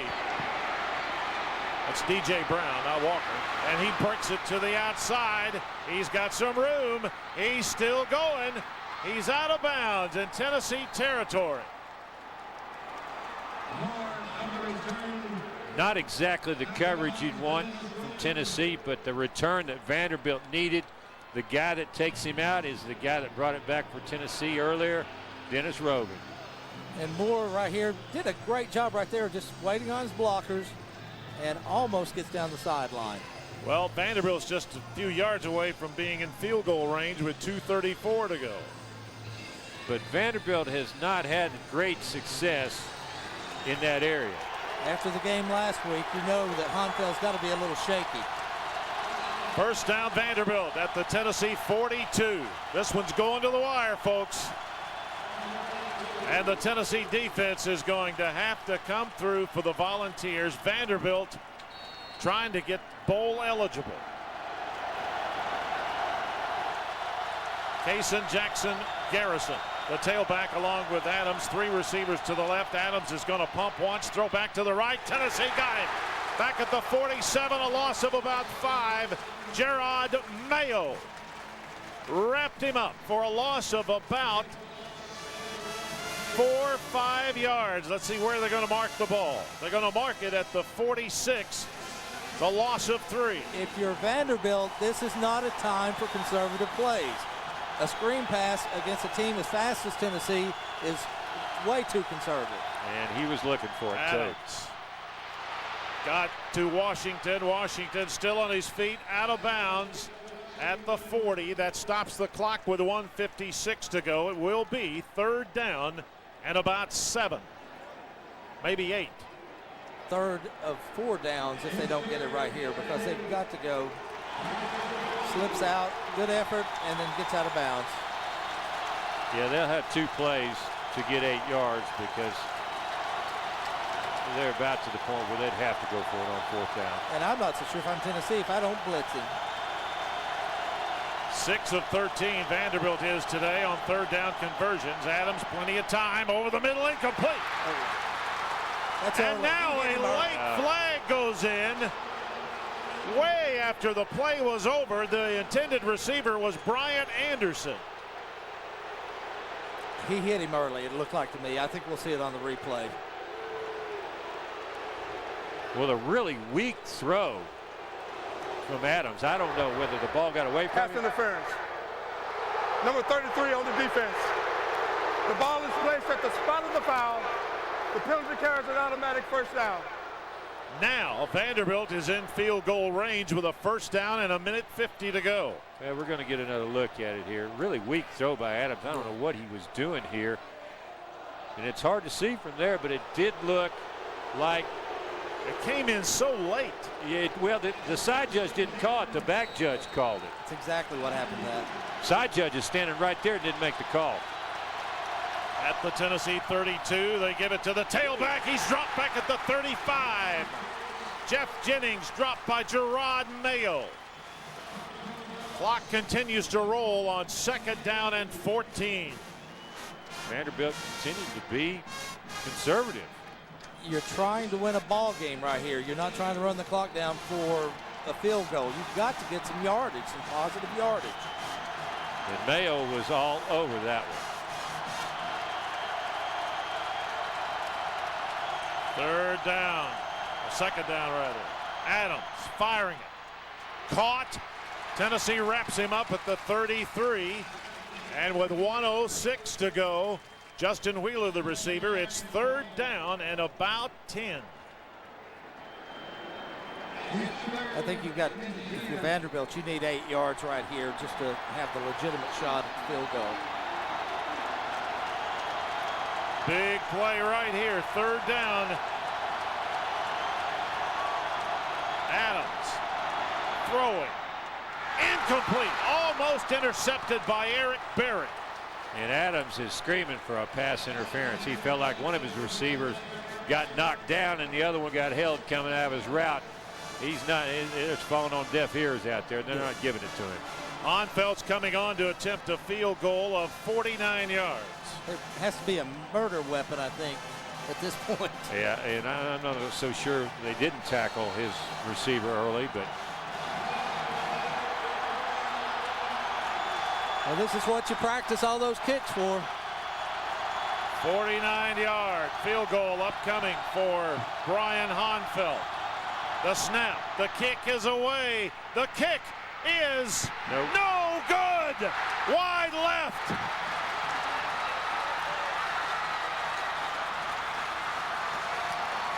And the Tennessee bench is just going nuts.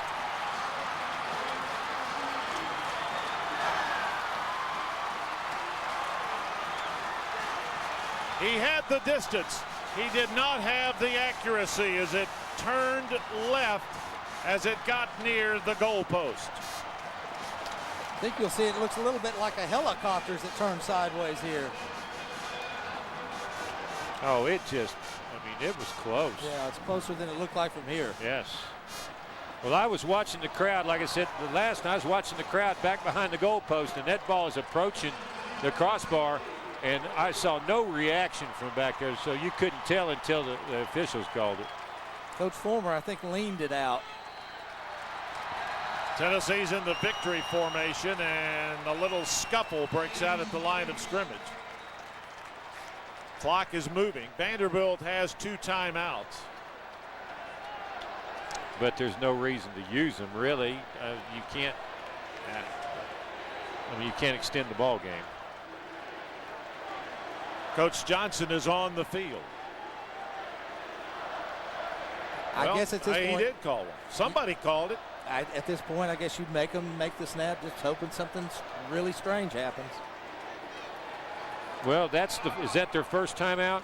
No, they got 1 left. They have 1 left. Well, then they can't extend it. All Tennessee has to do is fall on the football, kneel down.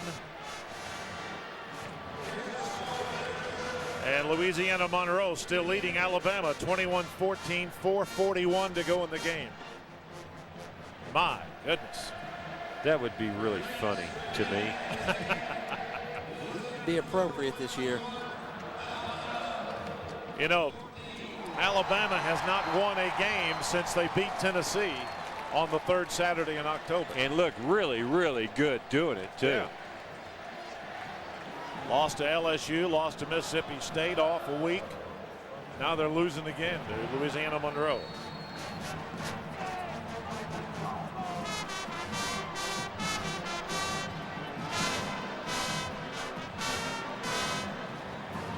"30 seconds. They put a few ticks back on the clock. Ainge hits a knee again. And again, Vanderbilt will call time. 28 seconds. That's going to bring up a 3rd down.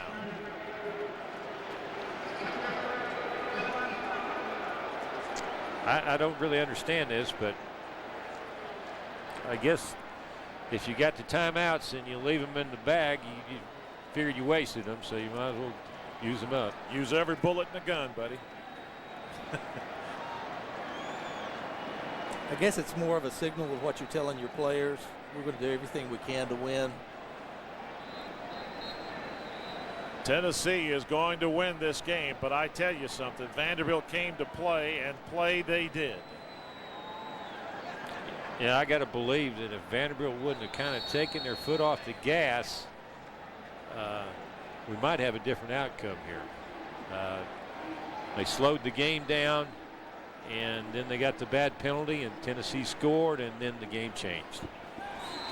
Ainge takes a knee one more time. Vanderbilt cannot stop the clock, and that is the ball game. Tennessee rallies for 2 late touchdowns and a field goal to win it, 25-24 over the Vanderbilt Commodores.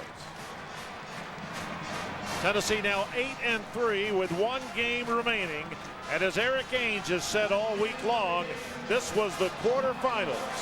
We win, we go to the semifinals next week. They beat Kentucky, they go to the finals, the SEC championship game in Atlanta.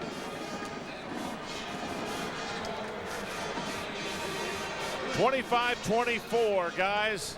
What a great football game. Good ball game. Vanderbilt played hard, but as Bobby Johnson's been preaching since he got there are no moral victories anymore. They lost the game. Well, Vanderbilt did play well. Vanderbilt did not finish the game. Tennessee did. Tennessee, we talked about it, had a lot of lulls during the game, but when it counted in the 4th quarter, they came back and got a couple scores that they needed and a field goal for the 1-point victory. Tennessee wins it 25-24. For the day, it was Arian Foster on the ground, 19 carries, 106 yards. For Tennessee, Eric Ainge was 29 of 43, no interceptions, 245 yards, 3 touchdowns. Not a bad day's work for Eric Ainge. No, he had a really rough stretch, not making any first downs, not making any completions, but in the 4th quarter, he came alive. Tennessee wins it 25-24. Vanderbilt drops to 5-6 on the year, but they have a game with Wake Forest next week in Nashville. They win that, they will be bowl eligible.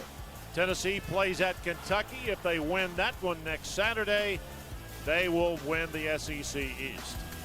For Norman Jordan and Pat Ryan at Neyland Stadium in Knoxville, Tennessee, this is Randy Smith saying so long, everybody.